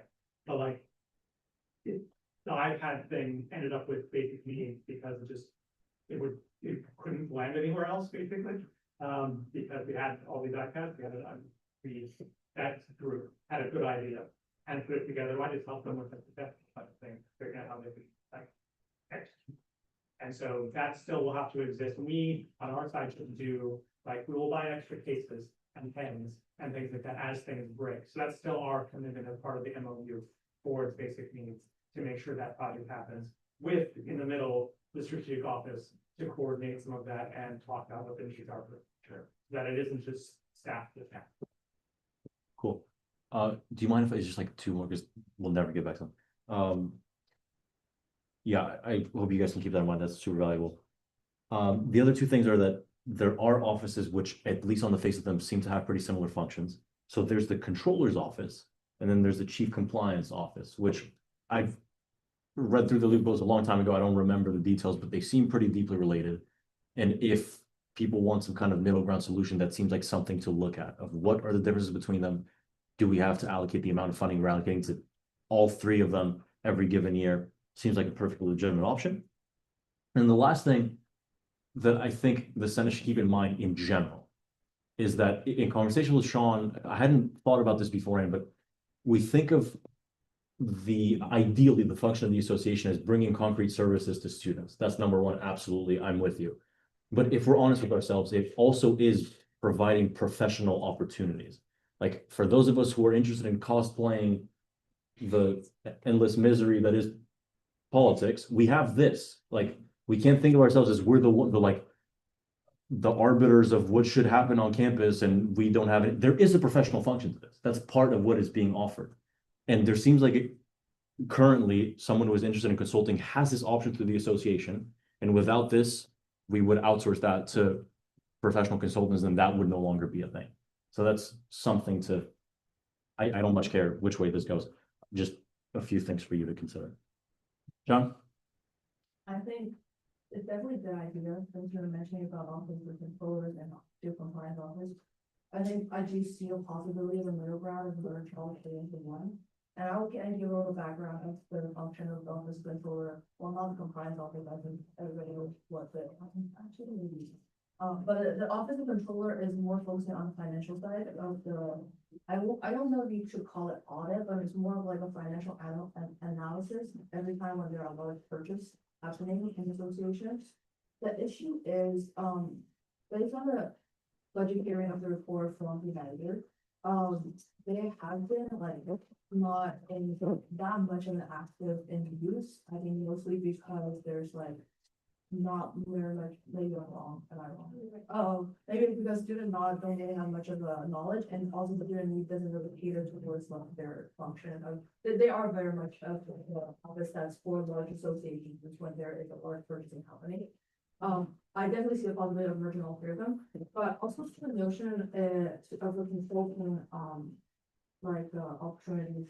I think sometimes we think the entities in AS to a arguably a high level regard as comparison to the RCOs on campus, because I interact with a lot of registered campus organizations, and some of the, Thunder County are not here anymore, but there's a lot of very good consulting focus. We just come out from IEC, and they have a bunch of people do like those pitch to IEC and all that, but I'm saying like there are a bunch of campus opportunities that are demonstrated by RCOs, and we can financially support them whenever they need support for their operation, rather than increasing on the administrative side of it inside the association, when that money don't really directly goes to supporting student activity. It's what I think is the ideal situation, but I don't definitely agree with you. Luke and Mahara, Waidla. Okay, this is my last thing, because I really like what you're saying. And I agree with you. I think, yeah, I think that having the consulting group be focused towards the association is kind of a benefit. So what you're saying about a merge, if we can, I have a proposal. If we can take this out of this bill, just for now, I will like promise, like give you my word right now, that I'll work with you and whoever else wants to work on it to create a merging of these three entities. Because the Office of the Controller can create enterprise, can deal with big deal with big purchases. Strategic operations is kind of like where the guiding strategic consulting kind of thing, and the compliance officer is like the internal audit, etc., which is literally what firms like Deloitte, for example, do, is they do all these business kind of professional services. So let's create a unit within the association that can do all those things. It's under one kind of branch, we can just call it one office, and let's merge it and make sure that it does downsize and merge them to, yes. So that we do achieve the goal of, eliminating the waste of the extra fees, living spend, et cetera, but still maintaining kind of that central function of what those units can do, which I think provides a lot of benefit to the association, which provides a lot of benefit to students. If that sounds okay with you, I'm willing to commit to that right now. Big beautiful office. Mahara, Waidla. Yeah, I think I could provide maybe some good additional detail and context about this, because this is something that I've had we've had in our committee a bit of a particular roadblock issue, because we need, I think, more things to help merge this. But one of our goals that we've communicated actually with the Office of the Controller Group is that they've actually been wanting to update their legal code, and actually not just update their legal code, but expand or elevate their mission statement, or kind of elevate their particular status of what the Office of the Controller does, because it has been quite stagnant post-COVID, because these make a lot of projects, but they are considered an enterprise entity, but they're also considered doing, like their system does, like you mentioned, about a lot of long-term generating revenue projects, and they typically do a lot of things in that similar way, but because they've had a lack of, projects dispersed to them, it's been just, like you mentioned, about very limitized, because they don't really have that system properly made with them. And their goal hasn't been really updated because of post-COVID, and they've been trying to get it updated with, but they just don't know what utilities to add to the legal code, or what can make them updated to be that enterprise and that kind of consulting firm. So it would be like, it's something they're actually very open to, and they've been trying to get some conversational talks with. I think that's something that it was only the fact that there's been issues with their advisors and having to retire, which is also why it's been stagnant. But if it's something that maybe could potentially done, they are open to updating that, because that's something they're interested in doing, giving you guys context as well. One quick comment, I'm not too familiar with like the legislature on combining entities, but is it realistic, because we all turn out in 2 weeks to kind of get this done? It's just the type of thing that will kind of get passed on in the next Senate forgotten about. Like we're looking at downsizing now, and not we like maybe the next Senate can do. I don't think it's realistic that we're gonna go through all the legal codes in the next week and all the finals and such. They try to combine these three and just like use it as is. I have one thing saying, and I'm willing to motion or refer this to the liaison, but if it's not created and on the agenda next week, then let's keep what's in here, and if there is that bill on the agenda, then let's that'll amend this anyways. How's that sound, everyone? Wait, sorry, so your intention was to do it this term? My understanding was The, like, the big merger we've kind of been discussing, if that's not on the agenda next week, let's just keep everything in this bill. Or I'm fine, just whatever, let's keep what's in this bill. If not, well, then I guess the merge bill would affect this legal code anyway, so I don't know how that works, but yeah. so your ideal route is to take this out and have a new bill on next week, which would do the merging thing, which you hope to pass by the end of the term. Yeah, I guess it doesn't really, I don't really know what would happen to this legal code, because it would probably get somehow merged into this new thing. So I guess we'd probably take it out anyway, so I guess we didn't have to change. No, Yeah, the alternative would be like, we keep this bill regardless anyway, because the merging doesn't have to happen with the notion of like, Yes. I'm merging this with that. The one thing you can do is basically create it, for example, two new positions under chief compliance officer and say that they're supposed to do this. So it doesn't really affect the bill we have. yeah, but the relevant question seems, do you want this wrapped up by the end of this term or early the next? I Yeah, don't, if it's on the agenda next week, then we could continue passing. fair enough. Lucan, I move to refer this legislation to the liaison committees. there's been a motion to refer this legislation to the liaison committee. Is there a second? Wait, look. See, buddy. Second round discussion, Wayne? Question, call for the motion? Just on consent. Motion passes. Sussman. Motion to amend the agenda and add a bill to revise the office of the president's legal code. There's been a motion to amend the agenda to add a bill to revise the office of the president's legal code. Is there a second, Lucan? Second. Second round discussion. Stricken, or no, Lee? What, question of the college, call the question? And just make a set, motion passes. Okay, briefly. Whose is this? Yeah, right, yeah. So basically, President Mesker has a couple of changes. The most like significant being the addition of the new basic needs commission. Lots of other UC campuses are doing this actually, or something equivalent, but UCSD is actually doing a whole like exec position just for basic needs, which like in another world that would be like my dream, but hopefully we get there soon here. So, but we can't jump to there, so this is the closest thing. You might be wondering, why do we need this? Because a lot of other positions like do basic needs stuff, and like while that is correct, having a position that's solely focused to basic needs efforts, actually, in my opinion, reduces like a lot of overlap, and kind of like consolidates into one direct person. And Rebecca at Basic Needs Office, the director, I've been meeting with her a lot, with a lot of different projects. And she says that's been very helpful to just knowing what's going on in AS and just knowing the projects and having someone who is well versed in the proceedings and the legal code and all that. And she said that's been really helpful. And so we thought to put that in the presence of the staff would be something really impactful for students. And then there's some other, she's also like getting out of a position too, the senior advisor commission. So there's some other stuff in there that would help the office, but that's the biggest one that I was kind of a part of creating, so that's why I decided to bring the bill on, and I would be happy to answer any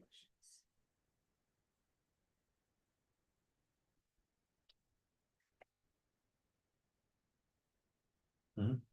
Yeah, I mean, I'll just say second on this, just wanna like, I'm like, I think it was very explanatory as like, the whole making ready to communicate about this stuff.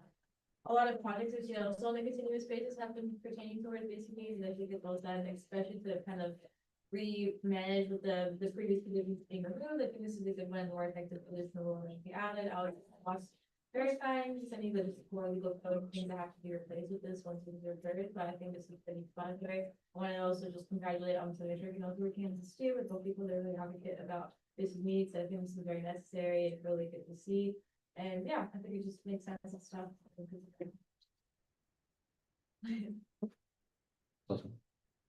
Motion to refer a bill to revise the office of the president's legal code advocacy committee. This motion or approval, this legislation to the advocacy committee, is there a second? Oh, no. Second. There's been a second, we're now in discussion. Lee, question, call for the question? Interject like consent, seeing none, motion passes. Okay, let's go to action items. Bill to update, Louisiana's legal code has been discharged from advocacy. Do the authors or the chairs want to speak on authors first? I think I have to because I wasn't at the advocacy meeting when they were talking about that, the legal changes, but just can you? Without amendments, sorry, I should have said that. It's without amendments, go on. Okay, I just want to make sure, but in conversations that were brought up in that meeting, wasn't there present in that particular, but I just wanted to say thanks to advocacy committee, just to have that cross verification. I heard some other stuff, seems pretty good, just happy you guys are able to review this, and I think it's been really also, you know, gratitude that just communicating with the BCU itself, and they're very opportunistic about their future projects, and getting a lot of those things to think long term as well. Support with their new updated mission statement, so happy to see that, and you know, making organizations that really effectively can support the student body, like we talked about earlier and stuff, and work better maximization. So yeah, I'm just happy to see this. Mohit. Unrelated, but in new business, we never motioned anything for the student advocate, office of the student advocate.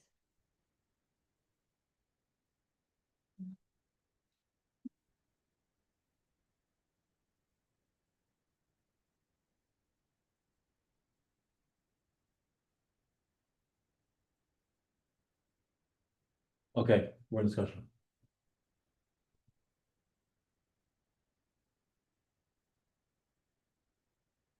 Oh. Jones? Motion to adopt, build, update ASME system together as legal code. There's a motion to adopt this legal, Jesus Christ, there's been a motion to adopt this legislation. Is there a second Sherkin? The second round of discussion? Question, cultural question? No. You've just like consent.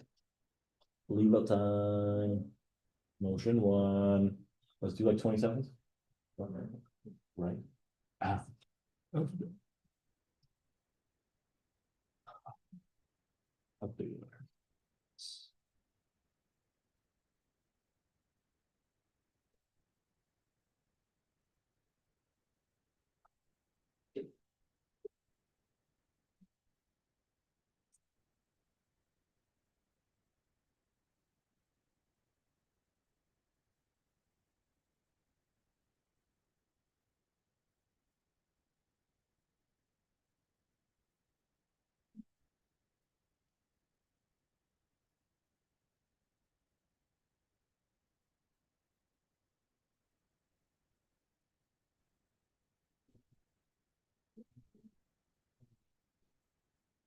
Right. Have you voted? I did. You did? Jasmine, have you voted? Sure. Why? Why?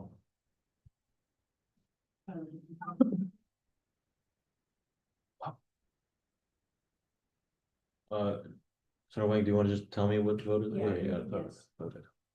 1301, are we good? Right? Yes. Okay. Motion passes. Congrats. All right, we're gonna build update standing policy 22 discharge from the advocacy committee with amendments. I think it makes sense if the chair speaks on what was amended, because it seemed important. Yeah.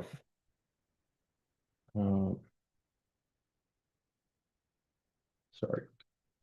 What was brought forward were amendments brought by the author. So Melanie, if you would prefer to speak on the amendments that you brought. No. All right, Evan. Sure. Evan. As we heard last week in public forum, there was concerns that this bill would be putting Senate out of the pedestal by allowing ourselves to eat dinner while other organizations which do not have 3-hour meetings do not.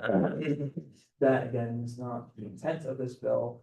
It is rather to follow that of the office policies which are adhered within the office. I think that the language that was brought forth in this is really just to give further context as to why this bill is being introduced in the first place. And is to say, well, if the Senate is miraculously expedient next year and is able to get through a meeting in less than 3 hours, which, sorry, Sean, that's never happening.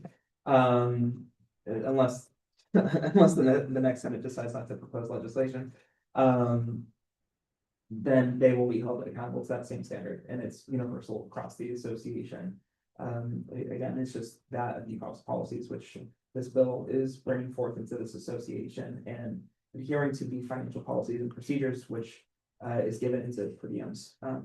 That's really the only amendments, is just to hold Senate in a good faith standard. Feel. Oh, thank you. Yeah, so one thing we wanted to make sure was in writing is that the Senate will make like a good faith effort on its food purchases. Oh, I'm sorry, that's like completely irrelevant to what we're talking about. No, that makes sense. Yeah, Luca? I move to adopt the list. Yeah, just. There's been a motion to adopt this legislation. Is there a second? Yeah. Second. We're on discussion, question? Consent. And just like consent. Leave vote like 20 seconds. Chair, on the voting structure, like me and Senator Ola, like don't even have a present thing. So that's. I'll be up. Sorry. Like for the present, someone else is fixing it. But that's what my vote was about last time, you guys were searching for a.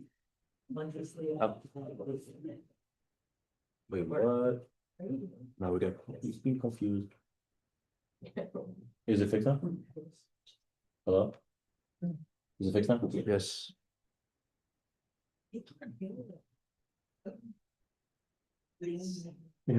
Yes, you have bronchitis.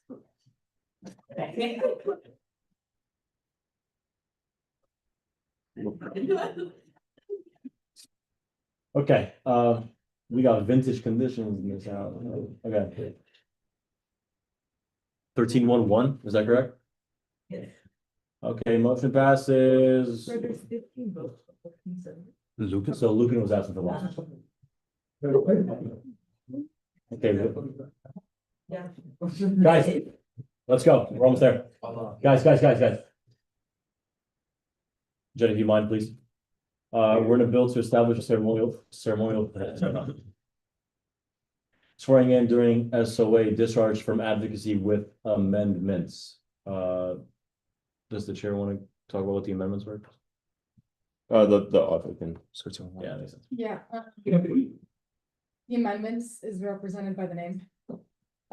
Previously when this was introduced, it was to actually reassign the transfer of power from the Senate meeting to the State of the Association. And so the amendment is to make it strictly ceremonial during the State of the Association, but the official transfer of power still has to occur during the Senate meeting for constitutional reasons. And that's it.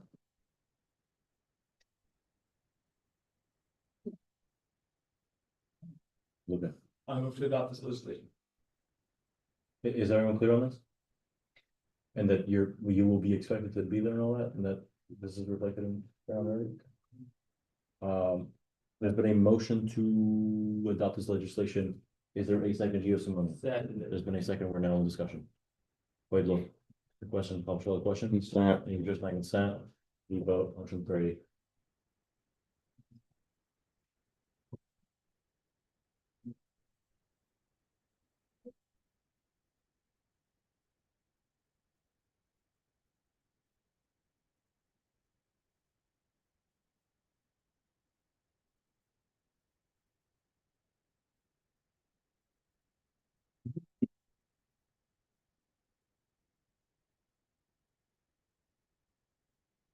Okay, we're missing a vote.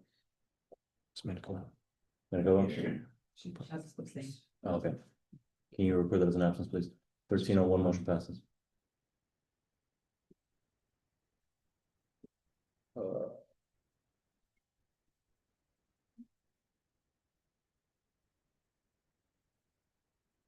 gonna go up to meeting and say something for the student advocate general bill. That's what I said last time. We never ended up motioning it to a certain committee, right? We just didn't make that motion. Unless if I can't prove it. Is that correct? Sure, why is that the case? Did we move back to Leanne's report? What? Because I think they had judicial council still here. Okay, sure. Do we have any consent to move into sections E, new business? I guess that was it. Sorry. Okay, I'm sure.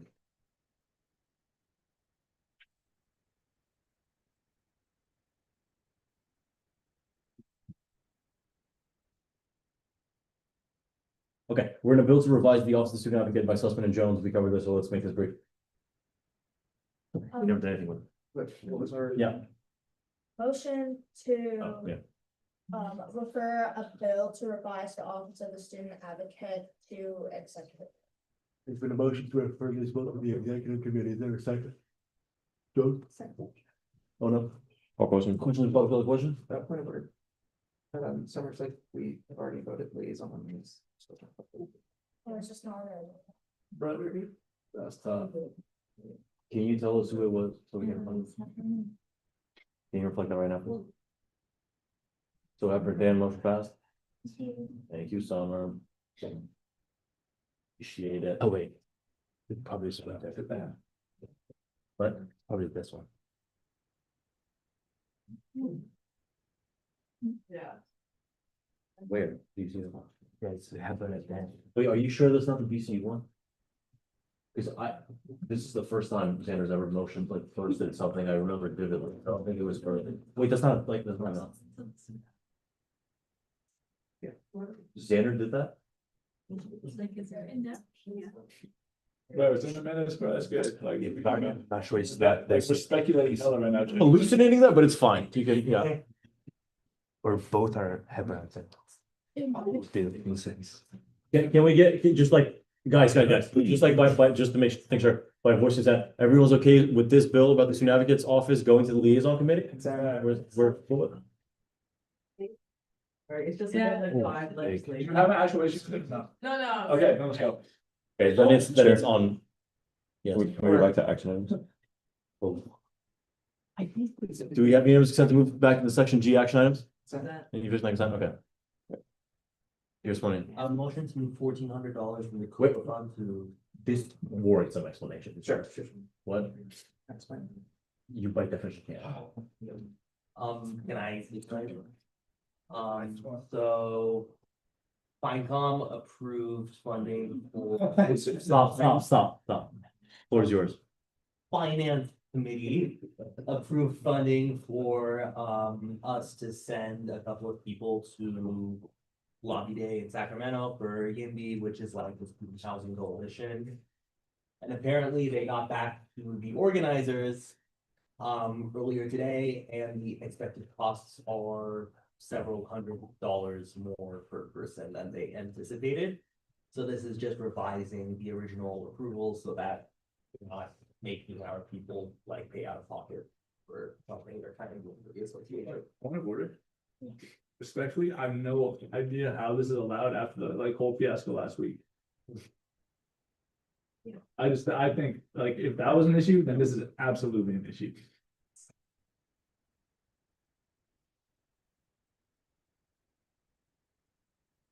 Please. I concur with Senator Lupin. If you guys are like requesting a reallocation or allocation for more money, then there should have been another representative instead of you saying that today here. I'm not part of this. You're not part of this I'm- organization. I'm nothing to do with it. Okay, so you're not going on this trip. I'm not. Okay, you said it like we, and I was like, We as in the Senate. oh, okay. That's fine. Is there like an official like a spreadsheet or any materials like that you can forward to? It was forwarded, right? Okay, I'm gonna just yield back to the chair.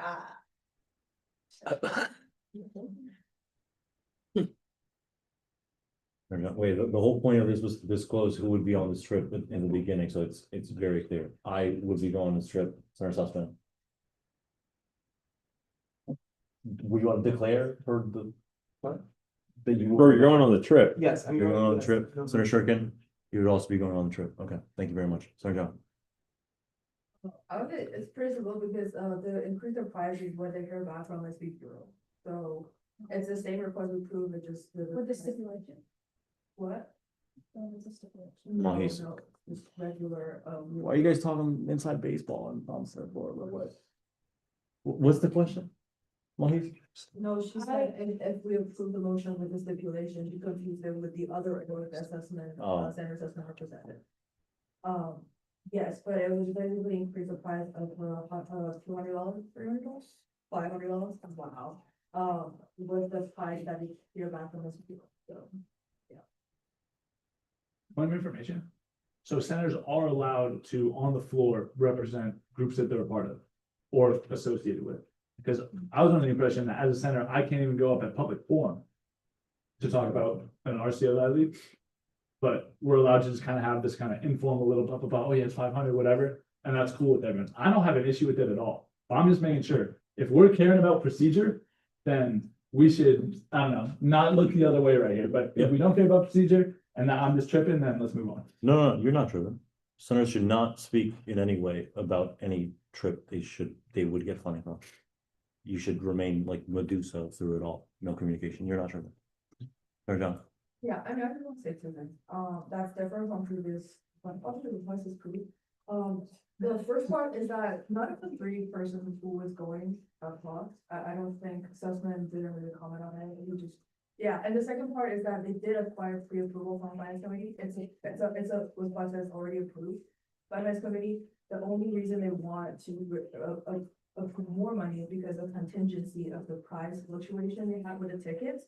That they're going on this weekend, so they can't wait until next Monday for us to approve more. And they also have a primary opinion before they vote on us for. So this is why I allow this. Yeah. Yeah, I have no issue with anything like the motion or anything about it, but just like there's some weird stuff going on. I just want to make sure like we're just looking the other way, like making sure we're all good on that, because I don't know. Seems a little suspect. I wouldn't want the attorney general to look at it.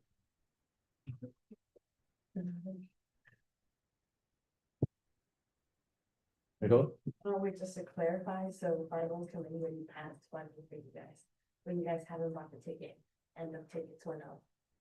No, there's no you guys. There's no you guys. No one Okay. involved in this. What was the word again? Sorry. Kobo. Stop, guys. No one else seems out of order. So just want to. It's from the Kobo funds to the Student Homes Coalition, that's what it's called.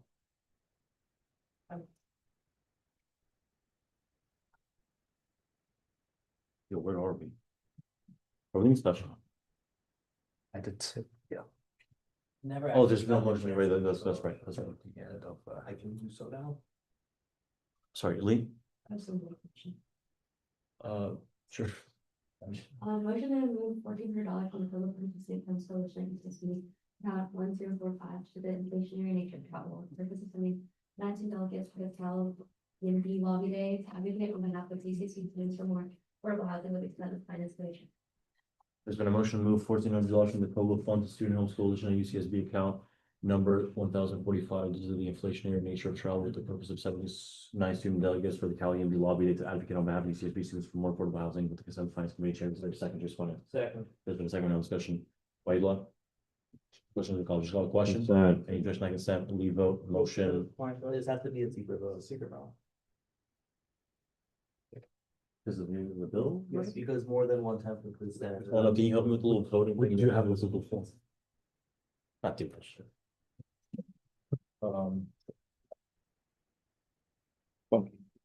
Is there evidence of not doing this good anymore? It's one question.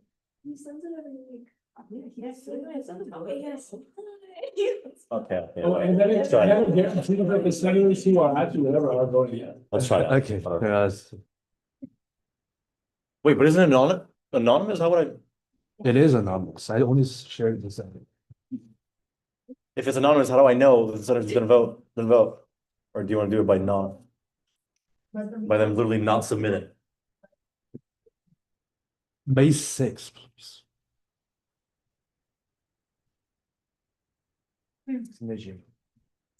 Oh. Okay. Wait, this is actually like an important piece of precedent, if, for the senators. Who will be on the trip, do you want to just declare beforehand that you're abstaining, or presumably submit abstention, it's an honor. The law says they have to publicly. Publicly, right. Abstain. I publicly abstain. So publicly abstained. Thank you. Okay, Samad, this is all you, bro, go ahead. To abstain. Is it currently running? Yeah, it is running. Guys, can you vote, please? Thank you so much. You don't have the form? Yo, can we, this is supposed to be a secret ballot, not the lounge. Some people don't have a link, bro. Everyone's inbox. Send it. Excuse me, do I send it? Do I email it or do I email it to the IBC? The email you sent it to. Huh? Let's see. It's being forwarded to your email. Like, Okay.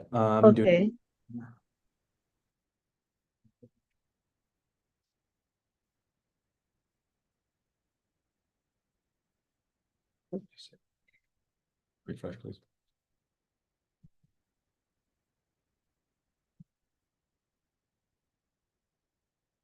What do we got? Yes for 8. No is 1. Abstains 4. So we should have 12 votes in, right? Right?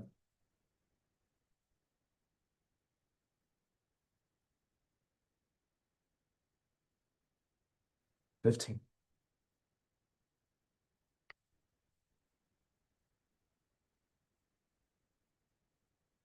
There's 15 total, so there's 14 total, okay, so we should have 12 votes, thank you very much. Was available for abstain too. So we have 14 responses? Currently, yes. Sorry, Shuriken and Sussman, you also submitted answers? Okay, got it. Okay, so should we also count all the other two? Senator Lighton, you also submitted something, right? Yes. Okay, so we're at 9 yeses, 5 abstentions. And 1 no. How? Okay, that add up. 951. It's 15 total. I know, it's kind of order. Okay, 9 yeses, 5 abstentions, and 1 no, motion passes. Can that be recorded, please? 915. So 1, 9, and 1 5. Okay, wait. Yeah, thank you. Alright. Okay, motion to allocate $3,900 from Senate unallocated to the Advocacy Committee. Sorry, how much? 3,900. What is the motion to allocate $3,900 from Senate allocated to the Advocacy Committee? Okay, Does somebody have account numbers? 471. That's That's mine. Also, one other information. Because of all the financial motions we're having right now, I have to say that I have a bill that get tabled is on. Oh, it passed our agenda? Yeah. So is now all the financial motion under one section under? The agenda for this meeting being updated after your bill passed. Yeah, that seems a little unreasonable. Okay, is it possible for us to do it like after? Next week, yeah, absolutely. Right. We can, can you do that? Can you put all the financial motions in one section for the bill? You'll figure it out.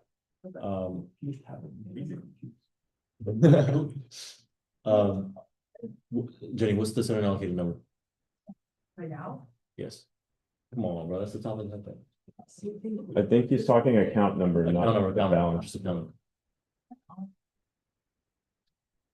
Whatever. There's been a motion to allocate $3,900 from the Senate allocated account to Advocacy Committee account number 471. Is there a second?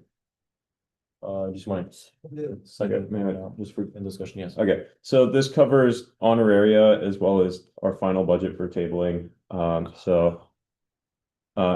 I'm just estimating on the high end so we can basically maximize our purchase, but basically it's according to what Vincent sent me back, 2,400 for our honoraria, and then an additional 1,500 for tabling. I'm not certain that we'll use the entirety of that figure, but I wanted to aim high so we can make sure that we're not under. So, yeah, that's all. Any questions?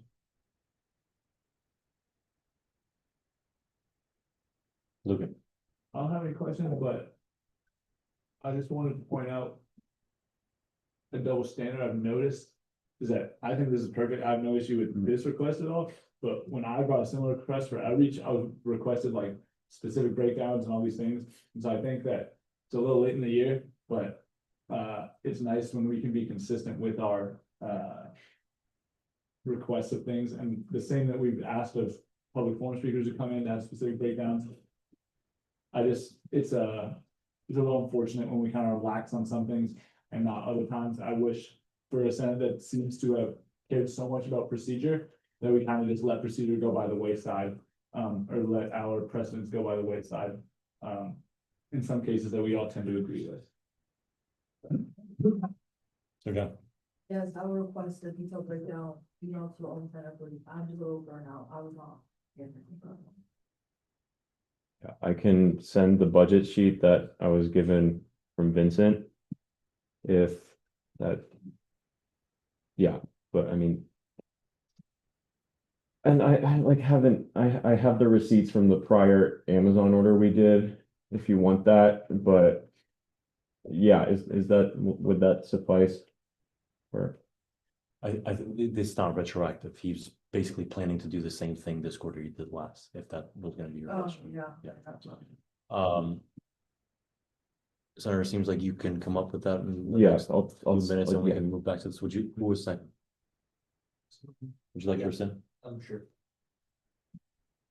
Motion's been rescinded. Let's move to committee reports and we'll get back to this. Finance already kind of did this. Go ahead. No? Wait. I have a motion for after that. Okay, let's go back to action. Thanks. Yeah, because we run for all the IEC if we don't do this. Oh, right. I texted, Senator something about the motion, for the motion, I was able to put it, I motion to replenish finance committee funds spring quarter with $70,000 from the reserve with the consent from IEC. And I checked their minutes, they did a assumption.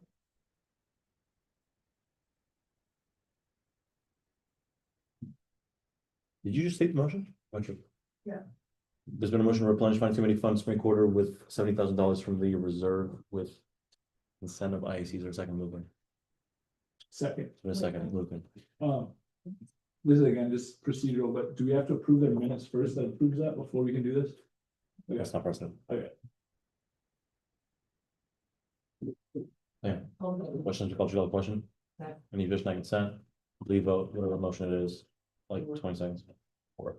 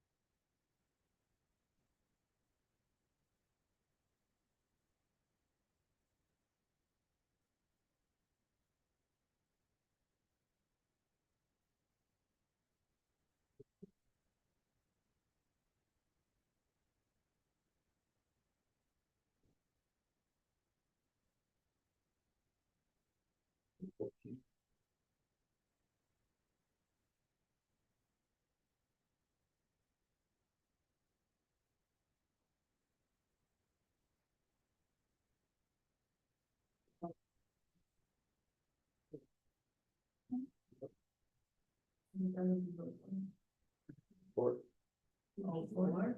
No, you're saying. Yeah. Motion 4, please. Okay, we're good. Sure. Also,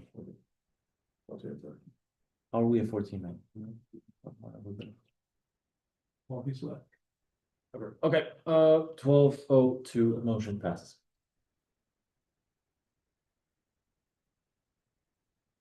Great, can we move to committee reports now? I sent the documentation. To the Senate? Yeah. So one of them is Vincent's assessment. And then the other is two reimbursements that I received. The position, I just emailed Vincent right now, Yeah. but there's a position on, the appointment that was on the testing, our PR manager, Maddie. Yeah. She's not, so, some of the happens was and still have to deal with, but, but I'm making sure that she gets her honorary too, so just keep that in mind, there's another vendor that.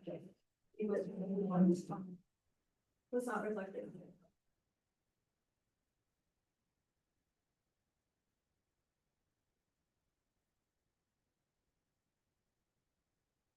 Okay, have you guys had the chance to look at that?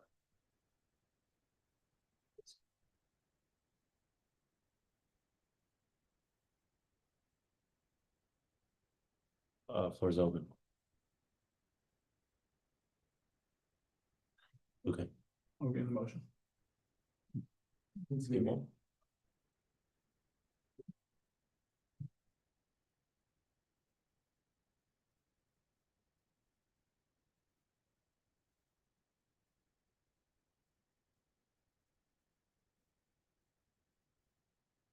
Yeah.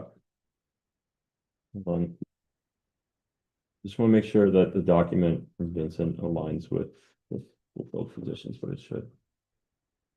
I think there's one reflected in there that is not filled. Apologies.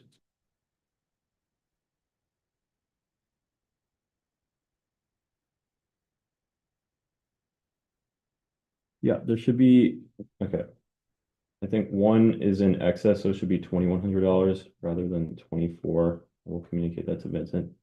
But otherwise, the figures are the same. So I believe it'd be 36. That fine. Okay.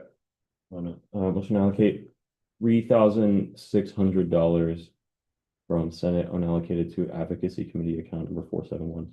It's been motion to allocate $3,600 from Senate allocated account to Advocacy Committee account 471. Is there a second? Second discussion. Questions, comments, or question? Any objection to that consent? Okay, go to motion 5, please.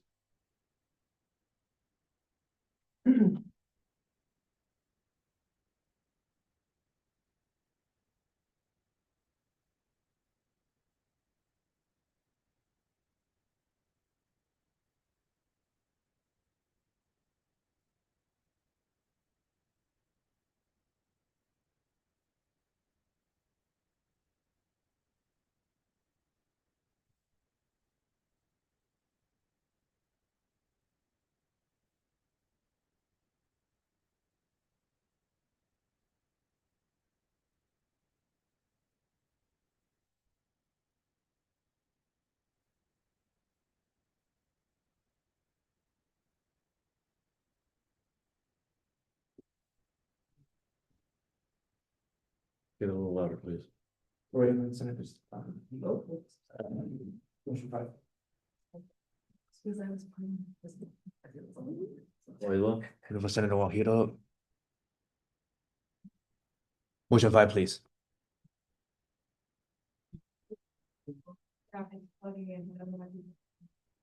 do you want to just tell me? It just did. I just did it. Right. Okay, so we're at 10:05. The motion passes. Second is Okay, can we go to committee reports for real this time? Yes. Okay, we're doing like a minute each max. Finance, anything? Actually, on behalf of IPC, because we just had through the meeting, what happened to the report, investment report that they opened us? The policy statement? Yeah. We passed that, huh? They said they never heard back, so I just want to confirm on their behalf. I talked to them about it and told them about that. You just like forward it to them with the relevant Then agenda? you might want to talk to them again. When did you talk to them? They said it? Just now, when we go to the meeting. Wait, oh, but it's in a new chair, right? Yeah. Okay, well. That would explain it. I don't have a new chair. Do you have his email? I'll send it right now. What's his name? It's Richard Fong. Yeah, He's cool. or I, not right. Really? Yeah, Richie. Yeah, just follow.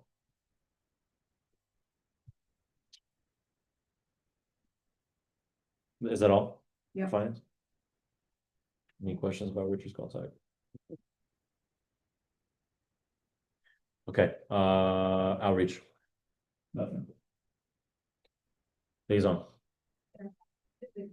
Because of the fact we have so much extensive material gonna be available to us next week, I highly recommend to the police station, please reach out to me directly in advance, so we can help just manage it for at least have an efficient meeting. Not much, we did have a meeting this week, we had no agenda and stuff, but, I'll send it to Slack shortly, we got, now finalized a response from the feedback form from weeks ago. A lot of people responded towards it, and it was really good to see the feedback about what they like to see in associations, like, things they like to see more, like maybe a lot of them mentioned about having more mandatory meetings. We like to see more transparency from the Senate, a lot of cool ideas, talk about future mixers and events for us to meet together, so. We had a lot of responses, from other great people responded, so it was really good, and I'll share the public response about that in the Slack for anyone to see. And to other internal members, but yeah, just make sure your amendment stuff come next week. If you have any questions related towards internal operations stuff, just reach out to me as they're done. Thank you.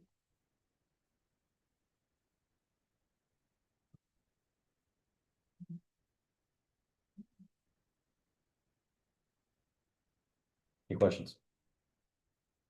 I didn't congratulate you guys on the event you held at Bartle Center.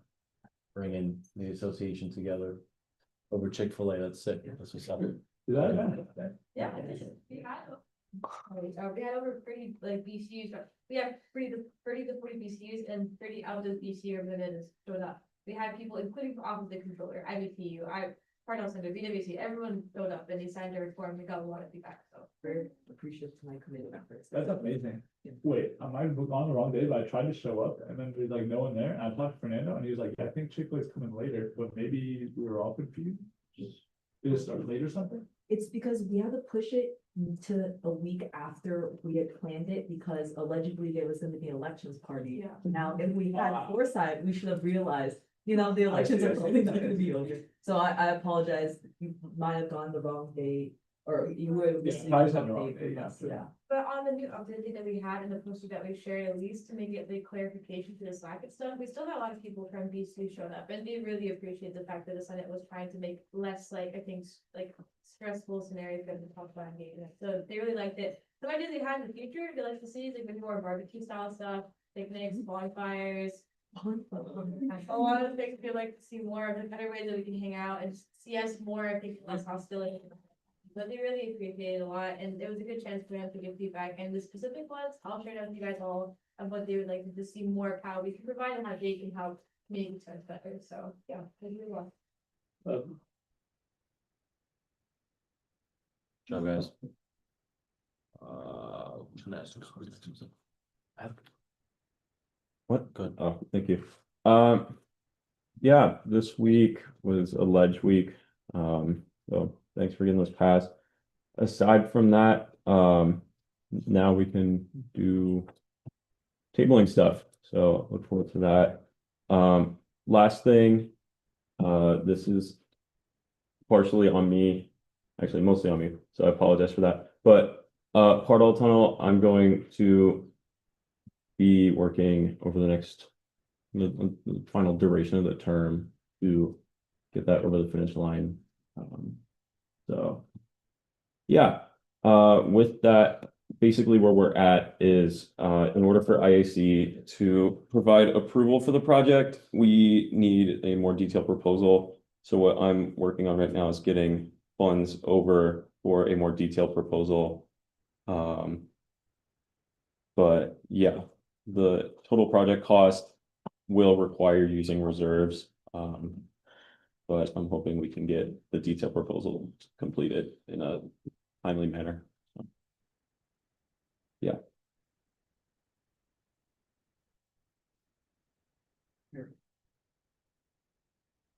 Jesus Christ. Any questions?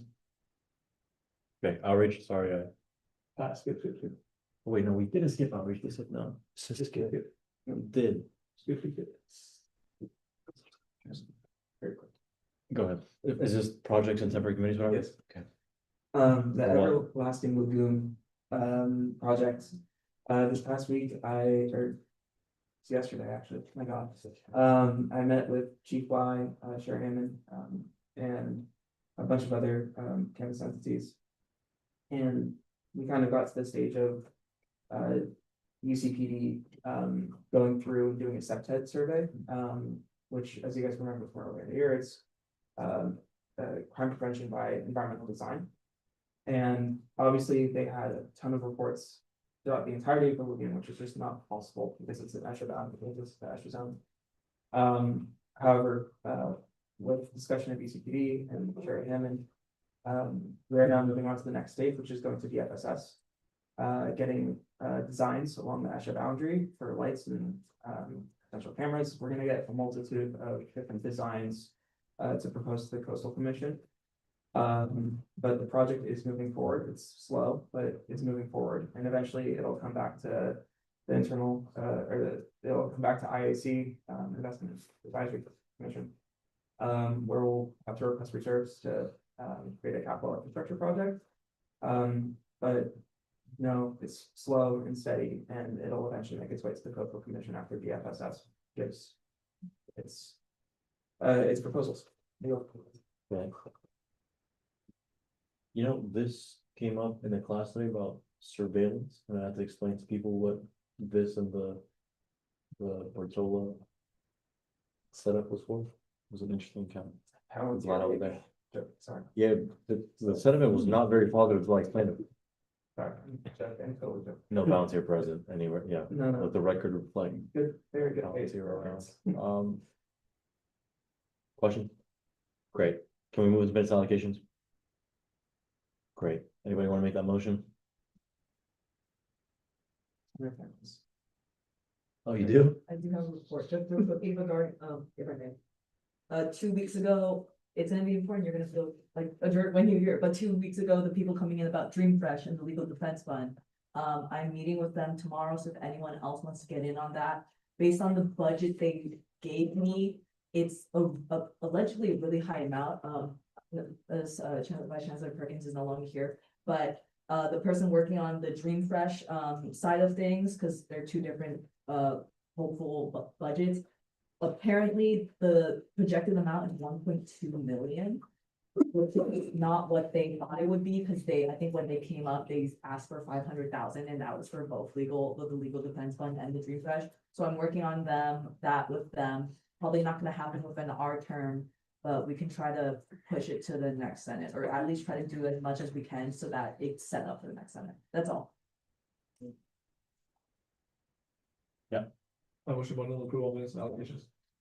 There's been a motion to bundle approve all minutes and allocation. Was there a second? Lee. In a second, we're now in discussion. Yeah. Call the question. Questions about the question? So, Make your second set. Seeing no motion passes. What? Wait, but it's amended. No, it was Jim. Was it, I'm sorry. Okay, what is the resignation? Awesome. motion to, approve the appointment resignation. There's been a motion to bundle approve the appointment and resignation. Is there a second on that? Second. For a second, no discussion. And, questions about the question? Good, thanks, Sam. Motion passes. Okay, next step, move to section N, acceptance of agenda. Oh, no. Motion to accept the agenda as amended. There's been a motion to accept the agenda as amended. Is there a second? Second, no discussion, Reese. From the call question? Any just like a son? Let's move to adjournment. Oh, no. Motion to adjourn the meeting at 11. Been a motion to adjourn the meeting at 11 p.m. We are. Sussman. Second. Thank you, guys. Almost there. Why